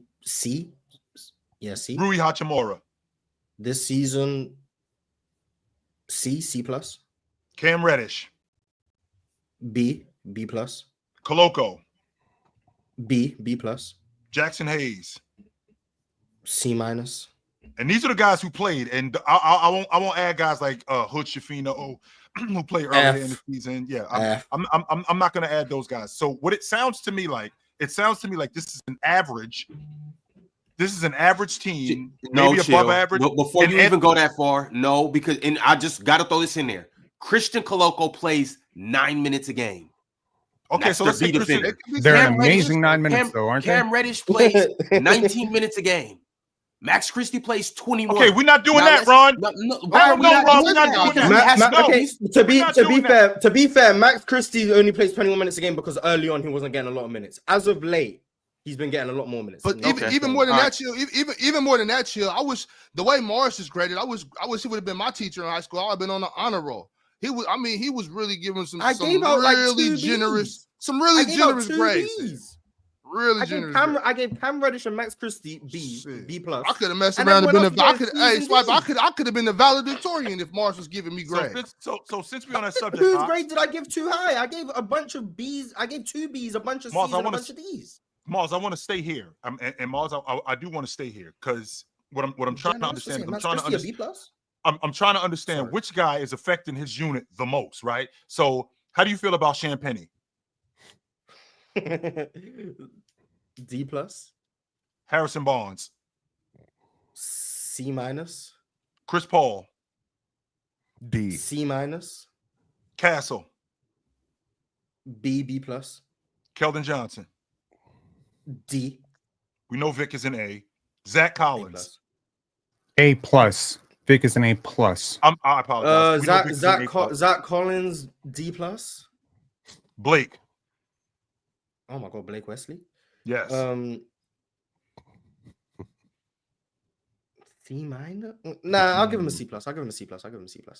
Malachi Branham. Does he even play? I don't even know if he plays. He plays 12 minutes a game. Okay, so I was nice to Zach Collins. I gave him a D, whatever, D minus, D plus. Malachi Branham. Not great. C maybe. Jeremy Sochan. Sohan. B plus. So what is it? What is this? Why I want to make sure I get his name right. Is it Sochan or Sohan? Sohan. I'm sorry. Sohan. Say it again, Mars. Sohan. So where you have him at? B plus. Vassell. He's really good. He's tall and lanky. B minus. Trey Jones. C minus. So what it sounds to me, because Swiper just told me, right? Swiper just told me that over the last 9 games, the Lakers got the second best defense in the league. And from what I just heard from you, it looks like Anthony Davis over the last 9 games is raising his team's floor more than what Vic is doing over the last 9 games in terms of defense. So the argument that that Victor Wembanyama is playing with better defenders sounds like Anthony Davis is raising his guys a little bit more than what Victor Wembanyama is. What? Not true at all. And Sohan is so overrated. I personally don't think so. Yeah, I don't know, but I don't know. You said B plus? No, man. He's like a solid B minus to C plus. I'm sorry. No. Their defensive personnel is average at best. Neither one of them are playing great defenders around them, but the Spurs are just a better defense. They're just a way better defense, and I think that has a lot to do with Wemby. Since Max Christie's been in the lineup, the Lakers' defense has been better, and that's because AD's playing more drop. So, like, this is why I say it's a lot of scheme stuff. Like, I think AD is a great defender, and I think this season he hasn't been a great defender for reasons that include himself, but also don't include himself. And then it's hard to pass out. I don't know what the word is, but it's hard to separate it's hard to separate what's on the individual versus what's on the coaching versus what's on the other personnel around you. And then we say it as if it's matter of fact, like the defense is bad with AD's not making an impact. Like, that's not a matter of fact statement. That's not how it works. But it's also not the defense is good with AD's making a huge impact. Like, that's also not how it works. So it's hard. Right. Thank you. So it's hard to separate like who's responsible for what. But I think this season in particular, things that are AD's responsibility that have hurt his defense, his transition defense, his consistent motor, his effort in terms of rim protection, his actual ability to stay out on the perimeter and switch has not been great this year. Like, all of those things are his things that he could be better at. But then the things that aren't his fault, would be how much he has been asked to switch, how much he's been asked to cover up for his teammates getting beat on the perimeter. Playing with the worst defender in the NBA.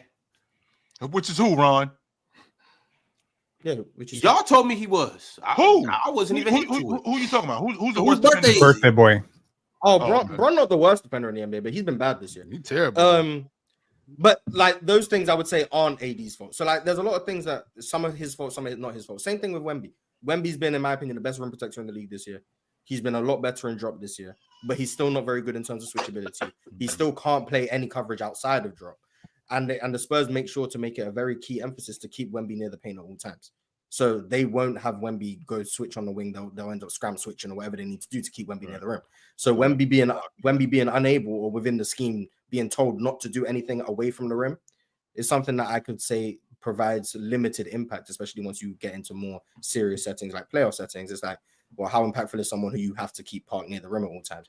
So I think there's a lot of questions between both of them, but I think this season, regular season only, Wemby has been the more impactful defender. But the reason I don't think he's necessarily better is because of the playoff implications of Wemby's style of defense. So that's why I say there's two different ways to look at it. Who's better right now? I think it's Wemby. Who's Big Ox, better in general? Anthony Davis. I know. I'm just saying though, like, you know, to the point of like these numbers too, like offensive rating, defensive rating. It's really hard to really like to rate that stuff though, because I mean, like when like for instance, like in science, like when you do an experiment, like there has to be a controlled setting.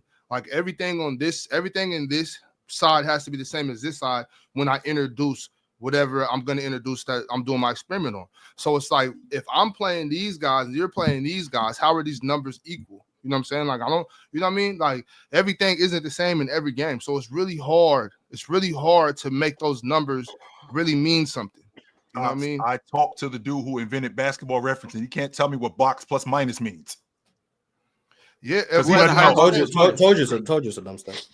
Yeah, but you know what I'm saying? I'm just saying though, chill. Like if I'm playing these guys, you're playing those guys. How are these numbers equal? Like, yeah, they scored 106 on us, and they scored 106 on, and they scored 108 on y'all. But how does that really mean anything if we're not playing the same team? You know, we're not playing the same team. So if the variables, if everything isn't the same in these experiments, then the outcome can't be, you know, they don't correlate. You know what I'm saying? When you're doing a scientific method, you have to go all 7 steps. Yeah, facts. You know, and we're not doing this. We're not doing that with this basketball. It's just a bunch of made up formulas by guys that don't really understand what's happening. And now we got to live and die by it. I refuse, Swiper. I'm not going out like that, bro. Facts. And like I Whatever. said, Wemby plays before other defenders. Everything we do And from then on should just be eye testing for that on. So I think that's fine. I'm a huge fan of just doing eye tests. I think that's perfectly fine. Yeah, it's just some people's eyes are wrong, so it's hard to do that. But. Well, you didn't know that's all subjective. We don't know that. But all right, y'all. No. Some people's eyes are wrong. This show is brought to you by PrizePicks, where you can run your game, control your game, and win your game. And when you use promo code PANEL, PANEL, you will get $50 instantly when you play $5. So go ahead and download the app and get to it. All right, y'all. There was a trade that happened this weekend, and ironically, it's involving the Los Angeles Lakers. So let's go ahead and get into it. We know that the Brooklyn Nets and the Los Angeles Lakers agreed to a trade. The Brooklyn Nets will receive D'Angelo Russell, Maxwell Lewis, and 3 second-round picks, 2027, 2030, and 2031. These are all the Lakers picks, by the way. And the Los Angeles Lakers will receive Dorian Finney-Smith and Shake Milton. So I got to ask you guys, who won the trade? Who is this more beneficial for? They both got what they wanted out of the yes, for Laker fans, 100%. Y'all wanted D'Angelo Russell out of there for 2 years now. So he's gone. So no matter, they could have got 2 2s and a bucket of extra crispy and a 6-pack. D'Angelo Russell is off your roster. That's what you wanted. That's what you got. The Nets are obviously trying to rebuild. They're trying to stack draft capital. They're trying to get expiring contracts. Mm-hmm. They got what they wanted. Mm-hmm. The Lakers are trying to compete. They need defenders. They need versatility. They need shooting. They got what they wanted. So I think trying to find a winner in every trade is like, sometimes it's just a win-win. Sometimes both teams got what they want out of the situation. And I think this is one of those trades. Both teams got what they wanted. I think it's funny that all it took was 3 second-round picks to get Dorian Finney-Smith. I think he's worth a lot more than that. But I think so. If you want to go with like, did the Lakers pay less than like expected? I would say yes.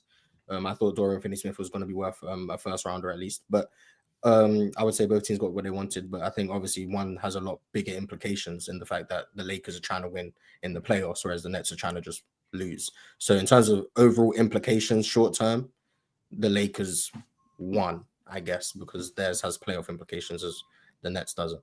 That's the. Wait, but do you remember? Do you remember Dorian Finney-Smith when he was in Brooklyn? Do you remember him when he was in Dallas? Like how much of a plus defender he was? Yeah, but I think the Lakers got him for a bucket of extra crispy and a 6-pack. Yeah, but the trade market is always determined by how other teams value you. Sure. Getting 3 seconds for Dorian for me, which is interesting, you know, and then expiring, it's all interesting. It's just way less than you thought. All these deals, they're all completely subjected by the front office. Like Zach LaVine at this point can end up going for, I don't even know, Jordan Poole. That's it. Like at this point, the Bulls are going to have to attach picks to get off Zach LaVine. Right. But yeah, but like that's besides the point. But okay, away from who won the trade, does Dorian Finney-Smith help the Lakers? Yes. I think in some way for sure. Off the strength that he's what I'm sorry, Swiper. Austin Reeves, Christie, LeBron James, Fareed Hachimura, Anthony Davis, Cam Reddish, Gabe. Dorian Stein. He's what Vando was supposed to be, and I think he's a lesser defender than Vando, but I don't think he's much less than Vando. But I think he's a lesser defender than Vando. But I think he shoots the basketball better. So I do think that he fits more with that offense and with that defense and with this unit, and he's more durable. So I 100% believe he helps them immediately. Me too. I think he helps them. Versatility, switchability, floor spacing. Mm-hmm. But you know what's going to happen is he's going to blank out on a few games this year because that's what he does. I'm curious to see like if he maintains that over like a 10-game sample size or so. Like our Lakers fans just going to be like he's going to shoot like 28% from 3 for like 10 the rest of the year. Yeah, like oh my gosh, like everybody comes to the Lakers, they can't shoot anymore and all that stuff. Because that's what he does. Like he's a nice player. He's a good rotation player. I think Austin Reeves, this is really more so like a clear sign that the Lakers are like, we believe you can be a lead ball handler, a lead point guard. And I really am curious to see what's going to happen with Reeves. I think Reeves has already been taking like a couple of jumps this year. I really want to see like what he does now. It didn't really work, Swiper, with D'Lo and D'Angelo Russell, because I felt like that chemistry between D'Angelo Russell and Anthony Davis wasn't the same as it was with Austin Reeves. I feel like Austin Reeves was more willing to come off the ball. I feel like he was a better playmaker. I feel like he was better in terms of shooting. I feel like he was better in spots. I do think that D'Angelo Russell is a good shooter, really good shooter. But I just feel like with the other things that he brought in terms of him looking guys off and being able to get his shot off and doing that within the flow of the offense, as opposed to D'Angelo Russell, where it kind of was all over the place from time to time. I think that it works better with him on the floor without D'Angelo Russell. Yeah, obviously. Yeah, I'm curious what their second rotation is going to be off the bench. Their backup point guard is Gabe Vincent now, I assume.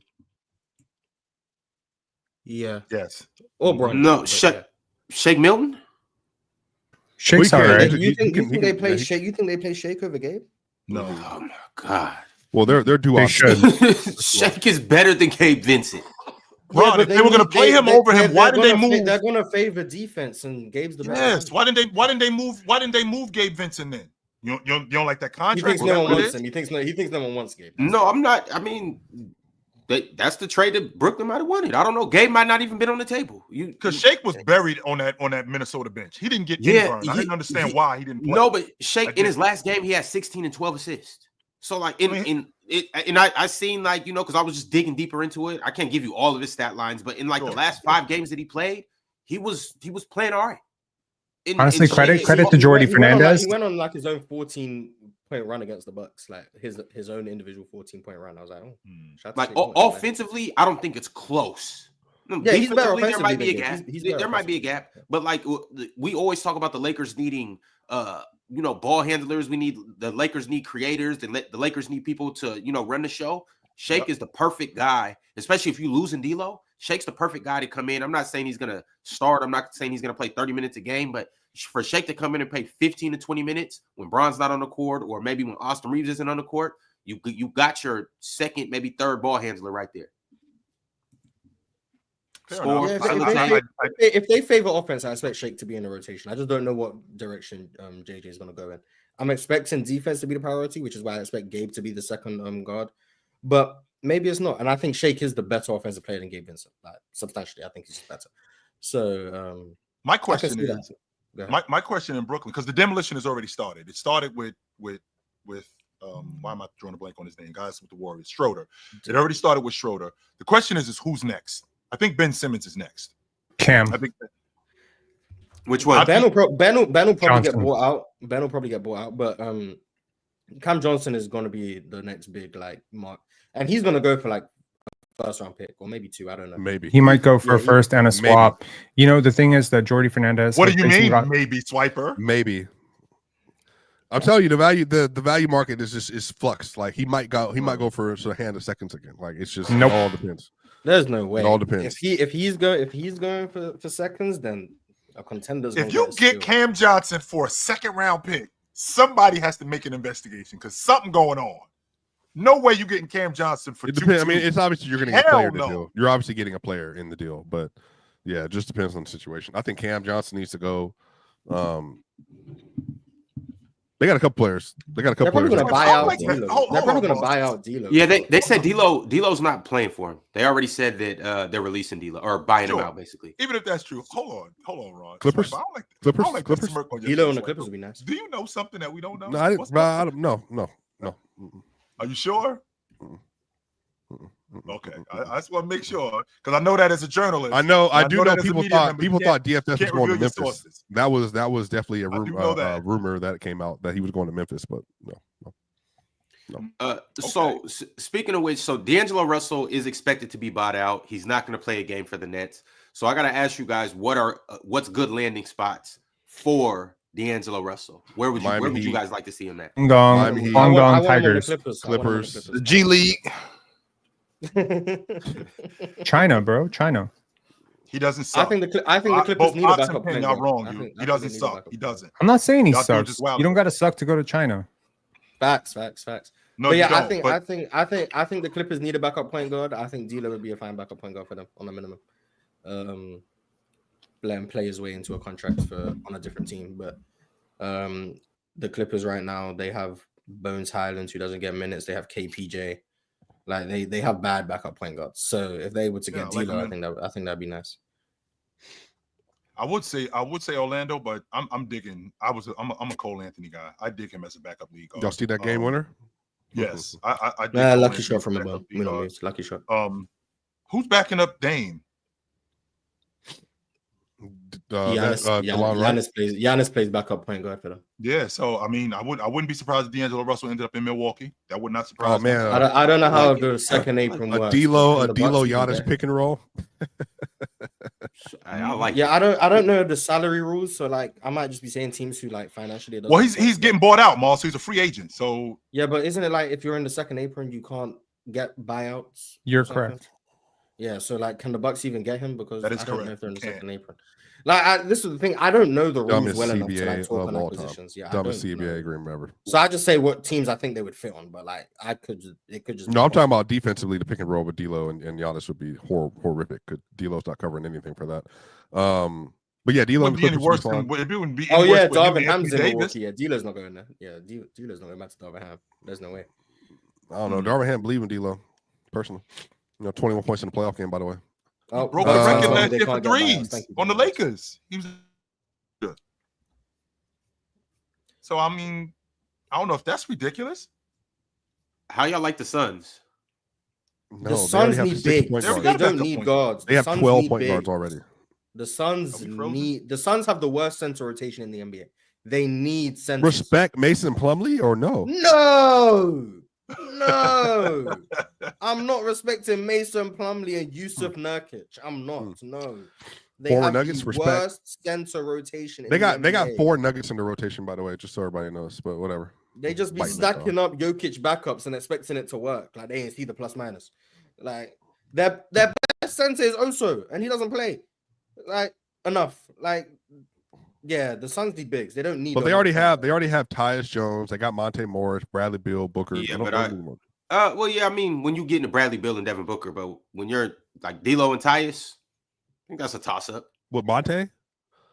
D'Lo's Monte's D'Lo good. better than Monte. Yeah, D'Lo's better than Tyus. So there you go. That's what I'm saying. And He's better, but that's not what they need. That's not what they need. But I don't need D'Lo going another place where they're just going to blame him again. Ox is going to be like, oh, send him to Afghanistan now, not China. Like I don't need to hear that. Like I want him to go somewhere he can actually play and do his job. Houston would be great. D'Lo could help somebody though, Swiper. Like if it wasn't for that second Abram, I was feeling y'all with Milwaukee though. What about the Timberwolves?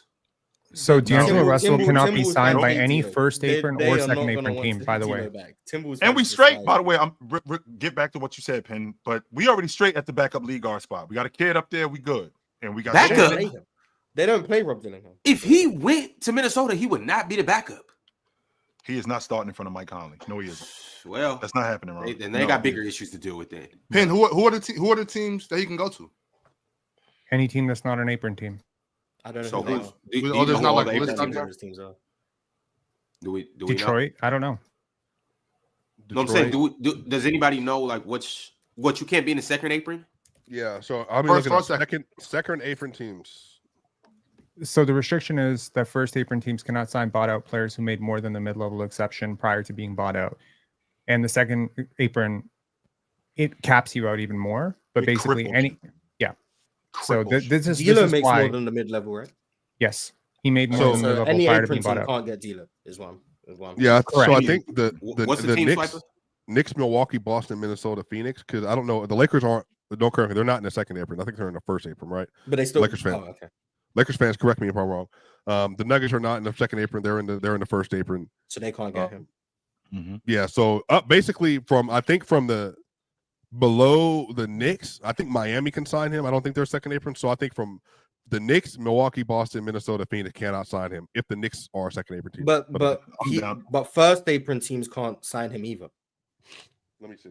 Let me check. So Let me- you let have me to go be to the below CBS. either. You have to be below both aprons. What playoff team is not in the first apron? Orlando. Or Right? the second? Orlando's not in any apron. And they already got a backup league guard in Karl-Anthony. They straight there. What's the first apron? What's the number? I think 174 is the first apron. I'm not asking you anymore, chill. Hold on. That man was arguing with me about signing Max and all that kind of stuff, man. Trying to make me look bad on national television. The Derrick Rose extension and all that stuff. You can't salary Okay. match. You can't do signing trades. You can't wait play. You can't do anything. I'm tired of this.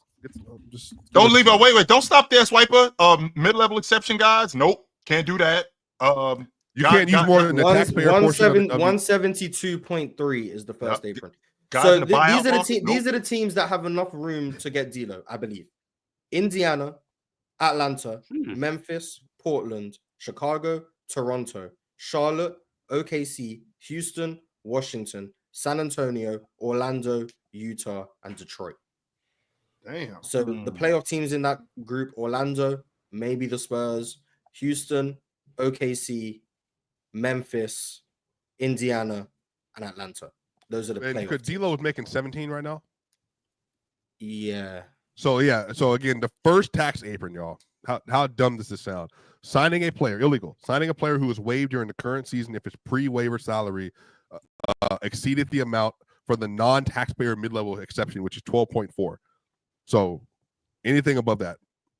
But why is this dumb though? Like why are y'all upset Because with this is not about the players. This is about owners being cheap. That's why it's dumb. And the players agreed to it because they got marijuana and stuff. So Ox, think about The the players agreed to it because they didn't want to see the Warriors again. But that's and they why didn't want CJ to do a lockout. They didn't want to not get paid.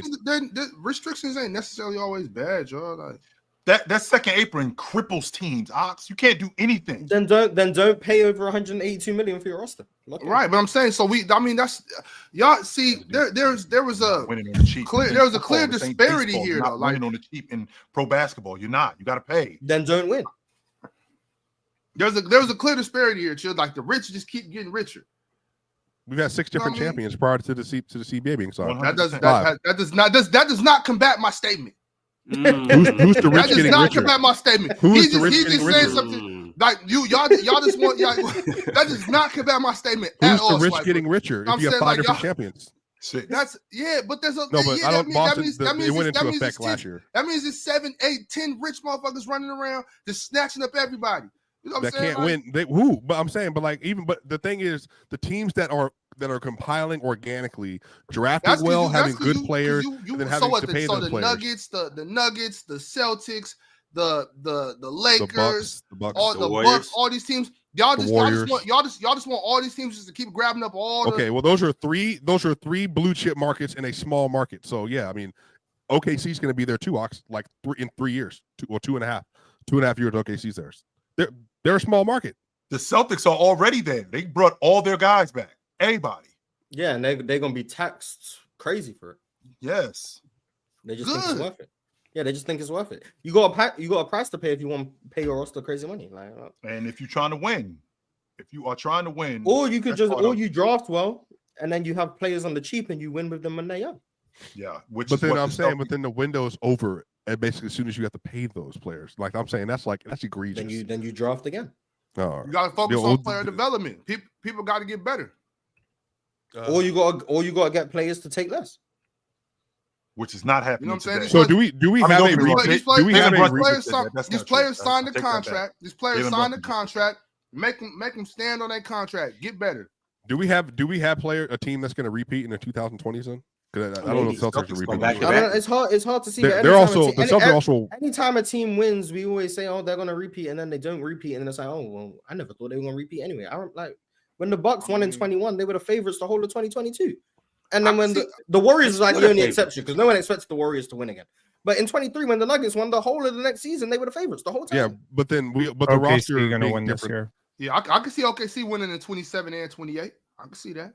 Man, shoot, it's going to start 25, 26, 27. They can take it all. The superstars are still going to get paid superstar. The difference is we're not going to be seeing the role players get given 36 million. That's just not going to happen anymore because teams just can't afford to do that, especially if you're a good team. So no longer are we going to see Michael Porter Jr. making nearly 40 million. No longer are we going to see Jeremy Grant making nearly 40 million. Those players, their salaries are going to come down because once you pay your superstars, you don't want to then pay your fourth best player 35 million because then you kill yourself with the cap. So all this did was hurt those guys. It hurt the fourth best player. So if you're that guy, you might want to work on your game so you can become a big guy. Because if you're not a big guy, you're not going to get paid for it. That's all this is really telling me. All right, well, shout out the big guys, shout out the middle guys, shout out the little guys, shout out to everybody. But what we got to do right now is get into these super chats because I want to give you guys your money's worth. So make sure you like the video, make sure you subscribe, and make sure you also go to playerschoicemerch.com and check out some of the fine pieces of clothing that we got and accessories and all that other good stuff. And once again, this show is brought to you by the good guys at PrizePicks. All right, let's get into it. You guys have sent through some good super chats, asking some good questions, making some good statements. So let's acknowledge it. The Trib1 said, I hate this move if this is the biggest move we do. I'll take Dorian Finney-Smith over D-Lo, but 3 seconds and D-Lo could have been used for a better trade. As the only trade, this is a net neutral to negative for us. I mean, I do want to say something. People tend to undervalue second round picks a lot. And as someone who's a bit of a draft nerd, I can tell you that the league and the draft cycles in general are getting deeper and deeper. We're seeing a lot of second round picks even this year that are rotation players.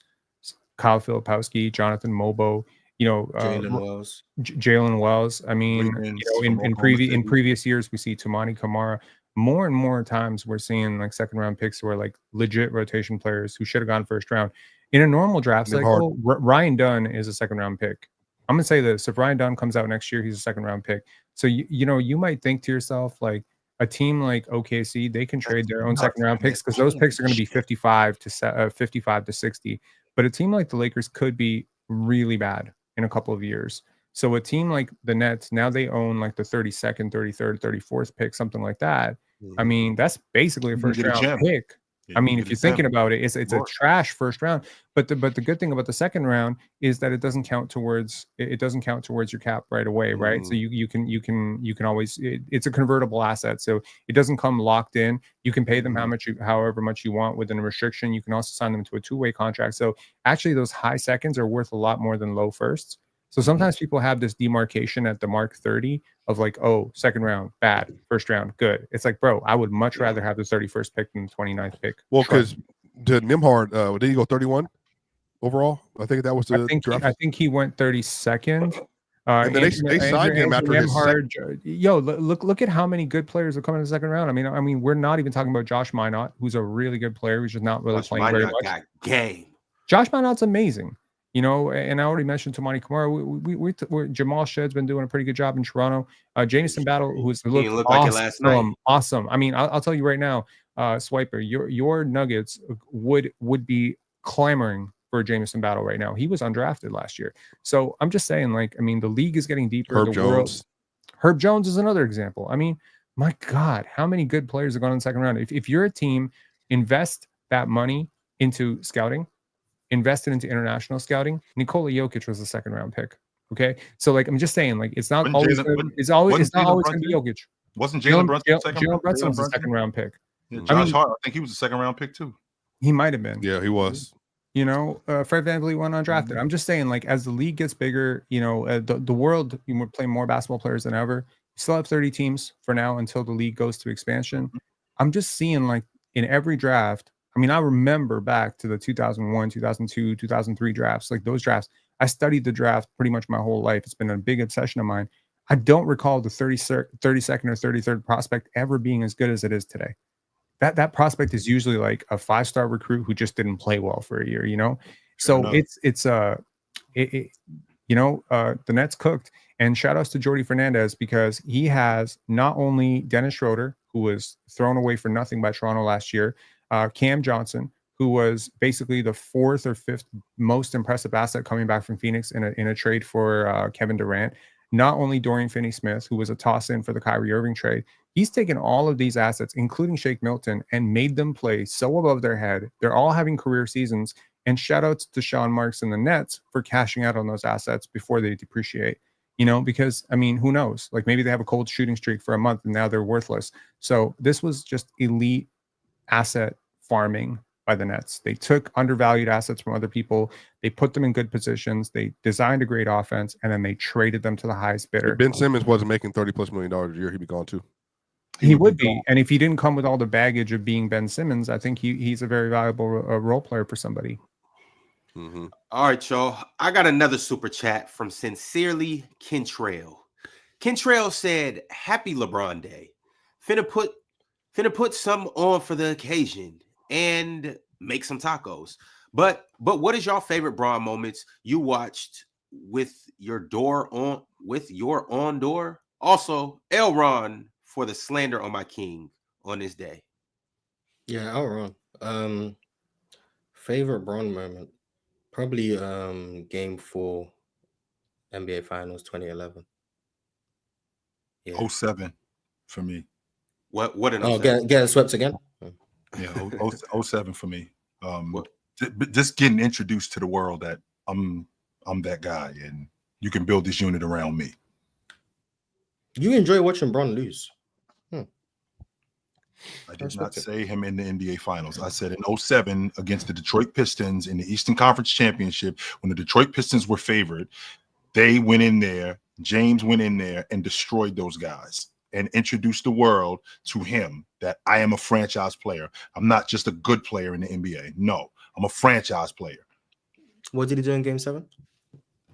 I think he had 20 and 14, something like that. What did he shoot from the field?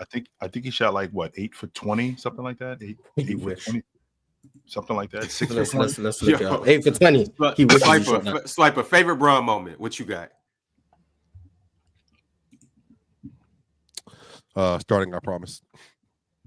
Okay, Pin. I'm gonna go back to the ABCD camp in 3 for 11. No, I'm gonna go back to the shout out to ABCD camp for real. For real. Yes. ABCD camp in 2001, outscoring Lenny Cook 24-9. Lenny got cooked. And Lenny was the best player in high school basketball, and LeBron cooked him. He guarded him, he defended him, he talked shit on him, and then he hit I think it was a buzzer-beating 3-pointer. I think that was the day that the Chosen One moniker, the Slam magazine, everyone started to hone in on this kid, because prior to that, nobody thought he was the best high school player in the world. And after that, after he did that best to best, head to head, I think that was just a nonstop, right? Because we like to assume that every single player who gets hyped like that, Bassie was on the cover with him. Sebastian Telfair did not live up to the hype. Hey, So wait. Not too much on the go. L Reebok, by the way, saying you're gonna give him 100, showing up at 80. Who was it that used to send the super chats about Lenny Cook like every day? I can't remember. Was it Ruger? It was probably Lenny Cook. Yeah, I think it was Ruger. I think it was him. Ruger. Yeah, he used to send. How you gonna show up with? How you gonna show up with most of the bags, Swiper? How you gonna tell me I'm getting 100 and I show up and you got 80 cents on the dollar? That's how you negotiate. They thought they could negotiate. Matter of fact, I'm out. I'm gone. No, that's like when Converse undersold Jordan. The same thing. Y'all stupid. No, I'm good. Big guy. Favorite LeBron moment. What you got? You don't got one? All right. Well, since you don't got one, game against the Kings. That first game. Since you don't got one, my favorite moment is him doing your favorite player of all time, KG. You remember in the playoffs where he hit KG with that in and out, and then went and dunked on him and Paul Pierce? Sure did. Damn near the whole Celtics team. Don't remember that. Yeah, LeBron's highlights at the end of his career are gonna be so. That's gonna be like a 4-hour video, like maybe longer. It's gonna be like a 4-hour. Hey, video. LeBron admitting he watches his own highlights too. Shout out to him. I mean, if I had LeBron level We highlights, all I'll probably watch him too. And Michael Jackson. But still, yeah, game 4 2011 or game 5 2014. Yes, he did. Michael Actually, Jackson listened to his my own favorite music. moment is definitely the decision, for sure. Shout out That boy that had a button. He had a button up on too. Shout out LeBron. Alex Real Lee. professional, like Arch like it. Said if LeBron beat 2017 or 2018 Warriors one time in his career, would it make up for the 2011 loss? And also, strong arguments to be made that he's the GOAT over Michael Jordan. Happy birthday to LBJ. No, it doesn't. Maybe, No, it but doesn't. it's I don't crazy think it because makes up. he lost to them and lost in 2011. So like, it's just like, damn, he really stayed. Yeah. One series win is not going to change that. I still think Jordan's the GOAT. I still think it's Bill Russell, but like, I think LeBron's like longevity is something that I think is ridiculous, and I understand. I don't like the people who say the longer LeBron plays, the more he hurts his legacy because now it's more years without championships. I don't like that because, like, at some point you have to applaud that someone's playing at this level at 40 years old. At some point you have to do it. Like, yeah, he might not win a championship, and yeah, he might not be playing championship basketball since like 2020 for real. But like, he's still playing at an extremely high level at an age that no one's played at this level. So I think that's applause. I think that's worthy of applause. But The longevity. I was thinking a lot about what Swiper said earlier about how he's pretty much stacked 4 Hall of Fame careers at all 4 stops. And at first I thought there's no way in hell. But now that I think about it, if you took any one of those stretches and you just filled out the next 6-7 years with a league average guard production, but those 7 years in Cleveland, then those 4 years in Miami, all those careers happened, and that was the apex of those careers. He's actually not wrong. Those are 4 Hall of Fame careers wrapped into one. That's crazy. Miami in his second Cleveland one. Yeah, okay. But the first Cleveland, this Lakers, I'm not sure if I can get behind. The first Cleveland was 2 MVPs. You got 2 MVPs. That's already an MVP. That's And back-to-back seasons, Ox. 2 MVPs back-to-back equals Hall of Fame. seasons? Like, that's just how it works. 2 MVPs. Yeah, I mean, yeah, and I mean even Leading the league in scoring. I would Back-to-back argue league second MVP. stint Cleveland is the most debatable one. I would argue second stint Cleveland and that's the most and that's the run that actually delivered Cleveland their first championship. He makes it based on that alone, coming back from 3-1. I'm sorry, like I mean, Cleveland hadn't won a ring in 52 I'm years. I'm just not used to saying Swiper's right. 64. I don't know how those words I'll feel taste. you on that. Those Me words neither. taste like battery acid coming out of my mouth, but it's Do true. you know that if you actually had a battery inside of you, the acid would implode inside of you? Actually, it would never come out. So I was just about to say that. W Shout out science, to W Nolan science. Battery after. I'm sorry, Ron, Teddy. as you were saying. Teddy Hart with the super chat. He said, is LeBron's 2011 finals showing an example of wanting it too bad? To the point you get in your own head. It wasn't his first time on that stage. However, it was his first time he was expected to win. Yeah. Well, we've That's seen teams do that though. We've seen teams want it so bad. I mean, I saw the Lakers in '85. They wanted it so bad, and they got blown out in Game 1. They recovered though. The Heat didn't. So I'm not buying that whole wanting it so bad. Was he scared, or was he just got mad tight? I think he choked. I think his skill set was deficient, and he didn't know how to overcome it. Yeah. So I think it's partially mental in terms of understanding how to overcome that adversity in that stage against the team that was doing things that played to your disadvantages. Yeah. But the reason I think that was even a possibility to begin with is because of the deficiencies within his game. So I'm not going to say it's all mental, but I do think obviously like in any sport, mental plays a part in it.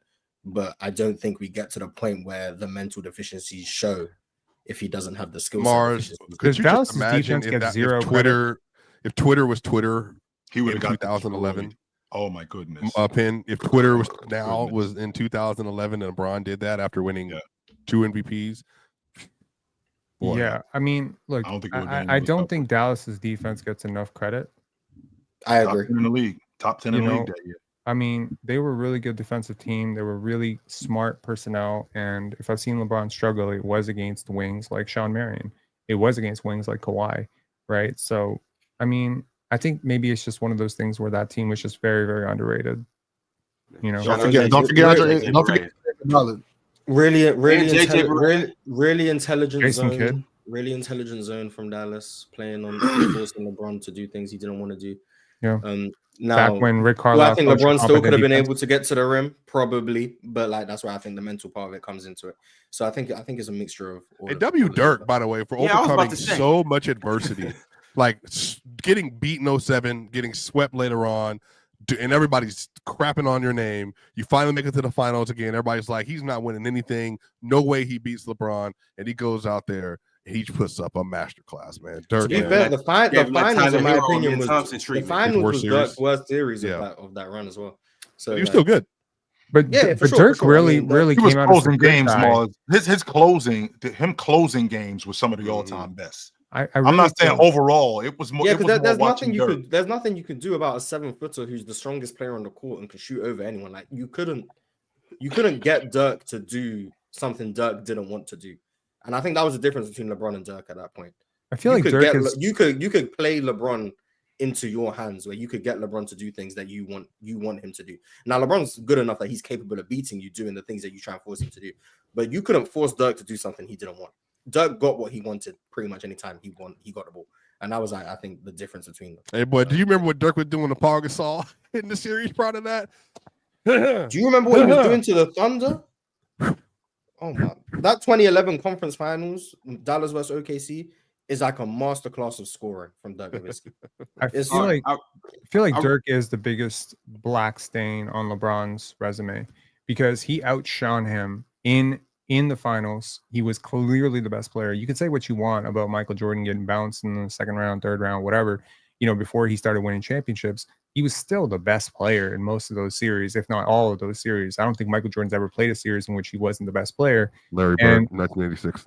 Okay, other than when he was in his second year. We're not in his prime though. Okay, so what I'm trying to say is that he didn't see Akeem. To be fair, never had a chance to. Fellas, I'm gonna have to step in because I have keep going, Ron. Keep going, Ron. Super chat. So let's make it happen. Go ahead. Arch said Melo's so overrated. I read it earlier, but no, he meant Carmelo. I don't think Melo can be overrated because like the consensus on Melo has gone so down. Like, if anything, I'd say he's underrated. A bunch of efficiency watchers in this room in here. So ironic. Not surprised. Mirati Tanzambi said, Swiper, what is your problem with AD's defense? Ever since you've been on the show, you have hated on his defense the entire time. I called him a top 3 defender last year. I just didn't say he was better than Penn. 2 other players. So I think Caillou. Yeah. Same entire time, me, Caillou. Same with you, Penn. What? He's calling Swiper Caillou, and he's saying, Penn, you're a hater on AD's defense too. I'm not hating on AD's defense. Swiper praised AD's defense when they went to the West Finals. He swayed. My entire AD versus Chris Bosh take was based on defense. Shout out to the good old days, man. AD clears. Mind Goblin said Ox is going demon mode. Actual demon mode. Yeah. Sakuna. Yeah, I was reading the chat. You was getting cooked, so I ain't gonna lie. Yeah, per chat. Mind Goblin also said, since Wemby just passed Randall, is Randall close to the top 10? Well, there's a reason he's made All NBA twice. So obviously he's close to the top 10. Chill. That's gonna stand with you, my brother. Realist123 said Max Christie's growth this year is very impressive. Austin Reeves is one of the most slept on players in the league. We just upgraded our wing depth. Waiting till Vando comes back. We are cooking. Chip loading. The in-season tournament. Let's be serious about Vando, please. Let's be serious about Vando. Please, can we please be serious Vando about not him? coming back. I ain't gonna lie It's to been 2 you. years, yo. Yeah. It's been But two Max seasons. Christie, Max Christie been really good this year. Really, Two really seasons. good. I'm sorry, Ron. As you were saying. He's changed like the Lakers defense since he's been in the lineup. Like his ability to get through screens and play point of attack defense has like changed that defense. So Max Christie's been great. And Austin Reeves is having his best season of his career, I think. So I'm sure Dr. Dre is going to drop Detox before Vando comes back. Exclusive Excellence has been a member for 17 months. Exclusive said basically what Mars is saying is the middle class is once again being punished.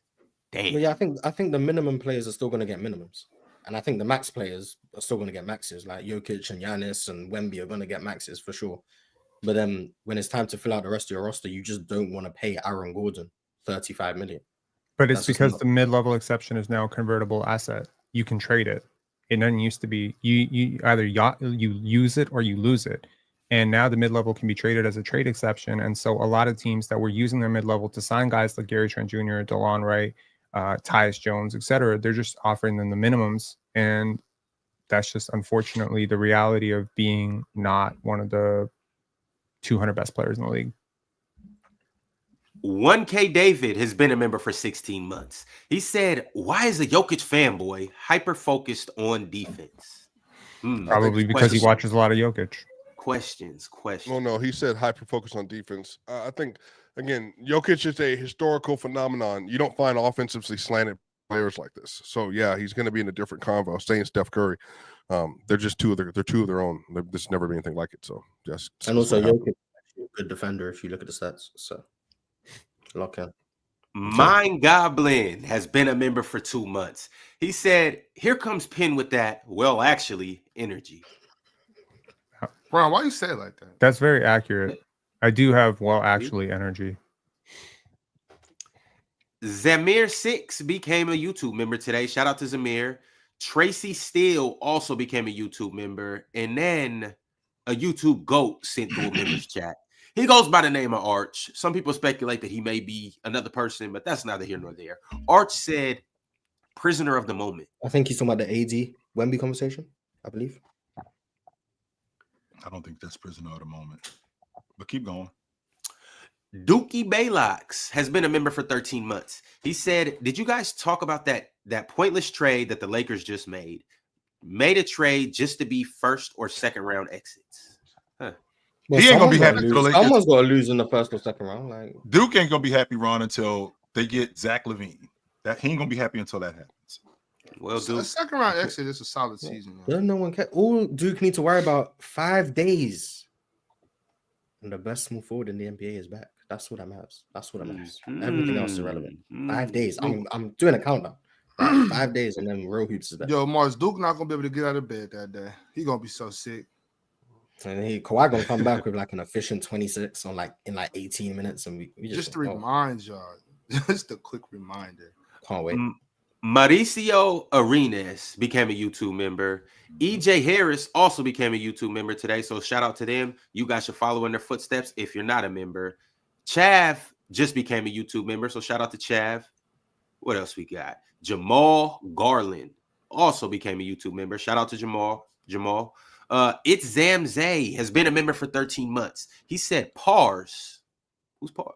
What's pars? What's pars? Smart. That's what Mars. That was the word you were looking for, Mars. When we were talking about, you don't know how to say it. Pass, pars. That was the word. No, that's part. No, pars is more. No. That's Pars. parlay. Parlay Mars. No, Parlay Mars can give Bron credit when he get the I time. think it's when I said he was. I think I said when I said Melo was busting game winners in his eye or something like that, and people, KD was LeBron's biggest rival. Any other answer was just wrong. Who pissed? But any other answer was wrong. I'm gonna be honest. It's KD. Zamzay said Pars can't give the GOAT praise. Latest this white. what's wrong with the NBA. I can give Bron praise. I'm just not going to praise him because he don't cheat on his wife. I'll tell you, I'm just not going to praise him. Yeah, I can give him praise. He's a solid basketball player. See, there you go. You respected your vows. Good job, buddy. Yeah, like what? Mo has been a member for 5 months. Y'all know Mo, and y'all know who he glazes. But he said, chill. Whose career would you rather have, Kawhi or Bird? Bird. Bino has been a member for 17 months. He said, Ron, let me see that fresh cut. Ron heard I went bold and decided to follow suit. That's what happened. Yeah, y'all, I had to kind of, Word. switch things up. I had to. What? I Ron had to got get rid of the- the braids. I had to Got get rid the of- fresh I now didn't know stands that. me. I had I to. did not know Ron cut the dreads off. Yeah, I had to. New year, man. New year, new him. Yeah, facts, All Chill, right. we seen Mars. Not my bad, not Mars. We seen Ryan yesterday on the break-in. I'll tell you, that broke my son's heart. He said, "Oh no!" That was the breaking news. That was the breaking news. So. I didn't Forget know the that. trade. I didn't know Ron cut the dreads. My fault. Yeah, I had to. Someone said healthy cracker. That's crazy, yo. Ron, you do Jay- like to kind of on that diesel a little bit, Ron. You do kind of got that diesel, that recovering diesel crazy. look, yo. You do All right, have let me throw this back on. This is Oh, insane. man. See what y'all done did. that. You can't, Yeah, you Ron can't over do here nothing. smoking You can't do nothing Newport positive. Hundreds. That's what's going on. He's smoking the Newport Hundreds now. Yeah, nephew. So Jalen King has been a member for 17 months. He said, talk about CT saying JT a better ball handler than SGA. That's CT Cam Thomas? That's Chilltown. Chilltown Hoops. He said that. I Yeah, did say that, he Jalen. he said Jason Tatum. He's not. He's not. Chill said a lot of things, man. I was scrolling the archives of Chill's TikTok, seeing some of his old takes. Some interesting things over there. I was like, okay. Yeah. So yeah, shout out to Chill, man. What's interesting, politically correct, speak for? Something I would vehemently disagree with, but Okay. it's just interesting. It was cool to see. So shout out to the archives of Chilltown's TikTok. Adrian Mask said, I'm in perpetual hell with basketball because the Bulls refuse to tank and have the worst GM in sports. Fire, I don't know how to pronounce his name, but A tourist Arturas. carnivorous. get him out of here. Mm-hmm. But like, isn't it weird? Like a fan of a team actively would root for their team to lose games. It's not that weird at all. I think that would It's never be a terrible. concept. That would never be a concept in European sports. Like that's just weird. Because No. losing isn't incentivized in European That's sports. why I think it's weird. I think it's weird Well, that in this is US the thing. sports In- losing in- is incentivized. I think that's weird. I'm not a soccer fan, but So I think in ridiculous. soccer, So when you are like really, really terrible, you get like moved to the like moved. you get demoted to a different league. To a different league if you garbage. So- Yes. Can you imagine if like we could take the worst team in the league and the best team in the G League and just swap them? Take the Yeah, Trailblazers, take the but Jazz and put them in the G League, and take the G League champ and bring them up to the NBA. Like I understand why losing is incentivized, and I understand why teams and fans want their team to lose so they can get these number one picks. I understand it. I just think it's very weird that losing is incentivized. I just think that's very weird. But I think Not it's weird that it's just stupid. popularized. It's dumb, and it just shows no heart, no integrity. It's sick. It's sad, and there's just no fixing it. It's terrible No, because there's a deeper issue here, Mars. It's deeper. It's deeper than rap, Mars. It's a cultural thing, Mars. It's cultural. It's cultural. Ski Mars, I'm telling you. Sama said, we are not going to act like what Bron is doing is normal, but I get the fatigue. On another note, my wife got me third row New York Knicks versus Sacramento Kings tickets. Let's go Knicks. That's what's up, Skis. Jamonta's gonna have a nice triple double and a win right there. But yeah, what Oh, LeBron's doing is not normal. 6 straight like, losses. being Was able that to his? That was his. He said his birthday. He just said his wife got him for him. I don't know. Oh, if it was for an okay. Yeah, occasion. we'll see. But Okay, yeah, we'll being have able to watch someone get yeah, away with birthday. PED use for this long is like unprecedented. Like, I ain't seen this stuff. Shout out to Brown for being able to beat the system. MP13 said, we are really giving LeBron credit for not turning into a narcissist or a criminal. That's crazy. You guys have low expectations of people. Imagine that shit. That's the American way. Imagine that Corruption, shit. corruption, corruption. OJ Simpson killed someone, so let's give credit to all the NFL players who don't. Like nothing. Let's not act like some super high school player turning into a billionaire is normal. Like Let's you just get not- credit for that. Like cool, get credit for making something That's of yourself. not You don't get normal, credit for yeah. not cheating on your wife. Like That's not That's normal what I'm at all, Pin. he's That's done a lot of amazing. things worthy of credit. Building himself from where he came from to what he's become in terms of the self-made billionaire, one of the greatest athletes, one of the most popular athletes, all of that. Great. Praise him for that. You then don't praise him for saying he didn't abuse Savannah. That's part of it, Mars. Hey, I'm That's shouldn't part be of part it. it. we gotta move on. I'm We gotta not move on. praising But him. I've held my tongue not for long gonna- enough. I'm praising that boy because Ooh, wait. if Don't I was say in it. them shoes, Don't say it. that's all I said was if I was in them shoes. Shout out to Bron, though. Shout out to Bron. Dubs Damn, bestie Brian. said, "Boy, oh boy, where do I even begin? LeBron, ... Honey, my Pookie Bear. I have loved you ever since I first laid eyes on you." This is what Dubs bestie said. Some people so genuinely feel like that, though. Like, it's crazy. Feel like what? They've been in love with them since they first laid Like, eyes? they, like, the way they feel about LeBron is like, he's their lord. Like, he's their... For real, Like, Ron. if There's there people was a there's people religion, that really if there think was a that. religion just for LeBron Yep. James, they would follow that religion. Like, There's that's how people some who really people think feel that. about it. And I'll never understand it, but some people feel that way, and it's like it's ridiculous to me. But That's shout why I out have to a LeBron. difficult He's got that time, effect on Ron. people, I guess. That's why I have a difficult time being a James guy, because we're all lumped into that. Like, that's how they think we all are. And it's like, no, we all don't think that way, but that's why they call Mars, Ron. quick capping. If Amen Thompson opened a church in your local, area, wherever you're at, Alabama. you'd be there the first day. 100% of that congregation, Mars. I'd be there. Sit and I'd say be you there would. while they're building. You it. be I'd the help them build it. priest and the founder. He I'd just help them said. build it for sure. I'd help them Mars, build it. that's another cultural thing. It's an American thing. We love a good narcissist. Like Dan Gilbert said, a self-proclaimed king. Nelly said, "Only answer is Heat Bron. His physical peak, best two-way player in the game." Yeah, my favorite Bron is 2011 for sure. Game 4 finals. Mo said, "My favorite version of Bron is neither. Bill Russell clears. Tell them, Mars." He's preaching. He's preaching. Void Century said, "Who the F does Amen think he is? Herro was giving him buckets all night. Reason he was pissed. We smoking on a Rockets pack. L Mars, L Jordan, and F Houston."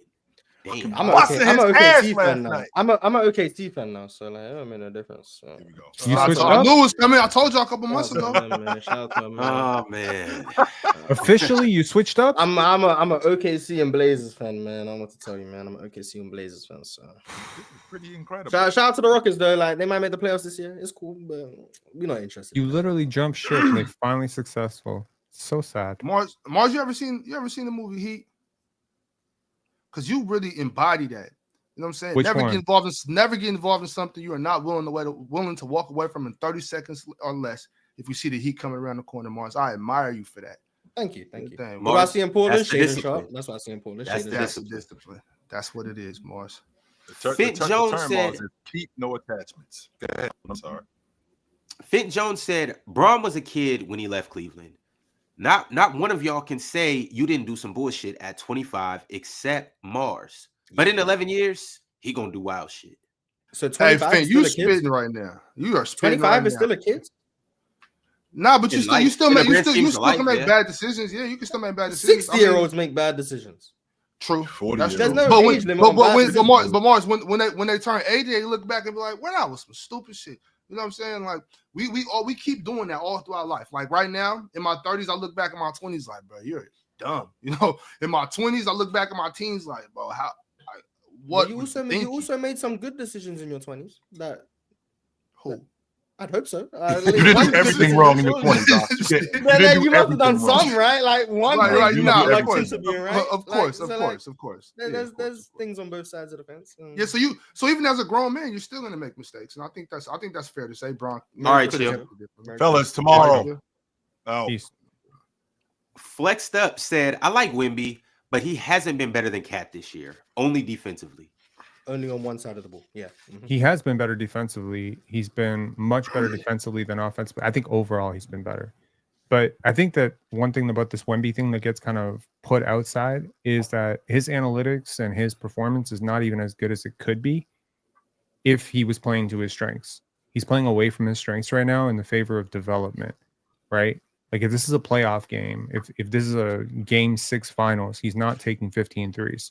That is such a cop-out pin. I do not think that he's out there like I'm just trying to develop and get better. He out there playing basketball. No, He want to chuck threes. Like this is the same organization that tried to play Jeremy Sohan at point guard last year. Like they get what they're doing. A lot of teams are doing this. All right. Joe said, we got to stop asking Swiper about AD, man. Him and that HP guy don't respect this game. HP. Who's this HP guy? Beats me. Marcus FRM 626 said the playoffs prove who's really a part of the top 10. Till Wemby performs there, he ain't top 10. Simple. I'm not mad Tracy McGrady. I think Shea was a top 10 player before last year. I think LeBron in year 2 was a top 10 player in the NBA. I think there's guys who have been top 10 before playing in the playoffs. That's just my opinion. I think it's just kind of like you don't necessarily have to win in the playoffs, but you got to be able to, play decent, play good, not drop dramatically. I don't think going deep into the playoffs is a prerequisite, you know what I'm saying, in order for us to put you in the top 10. I don't think so. Hey, y'all. You can't help who your teammates are.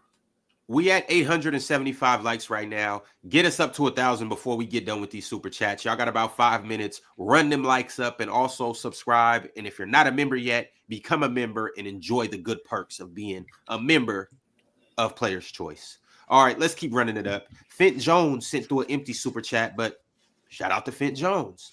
Kareem NYK 2001, one of my favorites, in the chat. He said, take these clowns to school, Ox. Yeah, he was cooking Swapper. Wasn't cooking me, but he was cooking Swapper for sure. Swapper used to that. He know what time it is. That's because Swapper don't know how to talk about the numbers, and then when I highlight the numbers, they match him. Crazy. And then he was up here arguing himself, had me and Ron confused. I'm like, I don't know what's happening here. It's tough as Swapper. Ray B sent through the super chat. He said, if it hasn't been said already, happy B-Day to the GOAT James. Happy birthday. Sure. Context Clues said, thoughts on the Millie Brown firing? Mike Brown. Thoughts on the Millie Brown firing and what Mike Malone said. Also, thoughts on the Rockets versus Heat. That Steph shot versus the Suns was crazy. Shout outs to Millie Bobby Brown. If anybody has the right to speak on that, I think Mike Brown knows firsthand what it's like. You know what I'm saying, in Sacramento and how they just got rid of him. You mean Mike Malone? What I say? You said Mike Brown, but we know. I'm gonna say Mike Malone. But Mike Malone knows what it's like. He got fired for no reason. It was unwarranted, and that in turn lost us to Marcus Cousins. So, Realist 123 said, we still got 2 first-round picks. Zach LaVine will be next. You heard it here first. And then y'all can stop calling me crazy about us going all the way. How are they going to make $50 million in salary? Yeah, I don't know, Mars, but they need Zach LaVine. Bro. They need him. Okay, so here's a question: could Dorian Finney-Smith be flipped again? He can. For Zach LaVine? No. I think as part of it, because they need them both. See, the one of the things that we never even brought up about Dorian Finney-Smith is he has a player option next year, $16 million player option. He's probably, if he has a great season, he's going to opt out. If he doesn't have a great season, he's going to opt in. He's right around that age where guys usually sign their last big contract. So if he has he's 31, 32. So yeah, he's having a career year shooting from 3. If he's having a great season, he's probably going to opt out. So, the Lakers could have gotten a rental for 3 second-round picks, right? So they could still move him again. He's a valuable type of player. Versatile 3-and-D wings. Every team needs that guy. Emperor Beast Kato said, Ron gonna reattach it later. No worries. W. We'll see. He might be You just soaking them, getting them cleaned up. Yeah, that's all. I hate when people do that. Like, you can't soak your hair with it still attached to your hair. If it's not attached to your hair, Nah. Shout out to Player's Choice. They sent through a chat saying shout out to everyone watching on Twitter/X. So shout out to everybody watching on Twitter/X. We're not shouting them out. Nah. Emperor Beast Kato said if the Lakers had Wemby right now, they'd be the favorite. Favorite for what? Championships. instead of AD or as well as AD. That's basically. I think he means instead of AD, but there's no way. For sure means instead of AD. There's just no way. You know what? And he probably really believes that too. If they had Wemby instead of LeBron, would they be favored to win? Still wouldn't be enough. No. Yo, 80 plus It wouldn't be Wemby enough. inside. No one is ever scoring on that team ever again. The whole Ben, team's like 12 points also, a quarter. There's also the fact that Bron's better than Wemby still. Okay. It's always that. Shout out to Bron. Want to take these last? Do I have to read the chest now? Yo. We're going to be out here in 12 seconds. Oh, he's back. There we go. Kareem NYK 2001 says, shout out to Swiper predicting how good the San Antonio Spurs would be. I predicted how good the San Antonio Spurs would be. Nah. I was very wrong about how good the Spurs I would be. did. I was hesitant to put them like 13. I don't remember what Swiper said, but I was hesitant to put them 12, 13. And I kept saying they have decent players. And that's crazy. They're not giving. I had them as like the 13 or 14th seed. So yeah, whoops. Fresh Boy Swag said Tyler a fake demon, just like Penn. Who's Tyler? Herro. Oh. Penn, I don't think you a fake demon, and I don't think Tyler Herro a fake demon either. Help He my... just went through to the wanting to be a demon is crazy. Void Century said Tyler was busting a man's ass. Question mark, question mark, question mark, exclamation mark, question mark, exclamation mark. They were just lying. I don't know why they were lying. I remember looking that shit up. Styles Blackman with the super chat. He said Amari did say he was going to Cleveland if LeBron stayed. MP13 said, I missed those KD/Kawhi games in the regular season. It was 2019 where they went back and forth, and was it the Raptors who won in overtime? I think Penn would remember the game. Which Sounds game? right.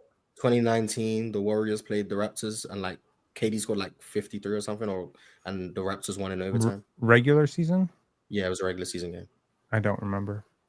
Damn, I might have just made that game up. Let me look. I might just made that game up. But Ron, but chill acting like if Amari and Joe Johnson went up to Cleveland with Bron, like that wouldn't have been crazy.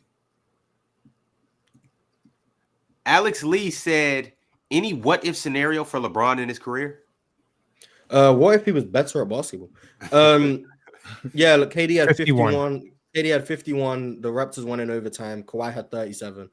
I knew I remember that game. Yeah. That game Dre the One said 4-0 sweep, belt to ass ox. Salute to the panel. Yeah, we earned that one. You know what I'm saying? We earned that one. 4-0 is crazy. And Bron didn't even play the last one, so like we can't even blame the Bron DeMar DeRozan curse. It's just tough. Yeah. I mean, shit, they owed us. So, you know, we what's wild? That's the most points. That's the most points KD scored that year.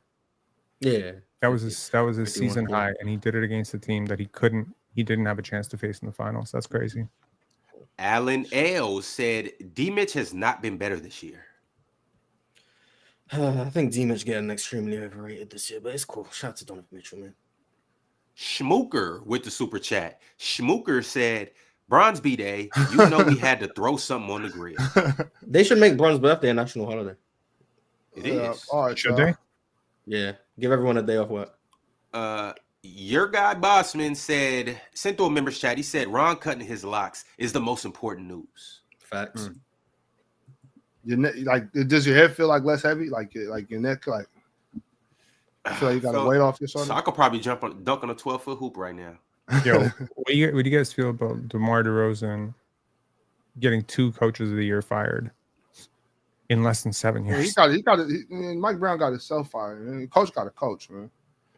All right, y'all. We got one more super chat from none other than Alan L.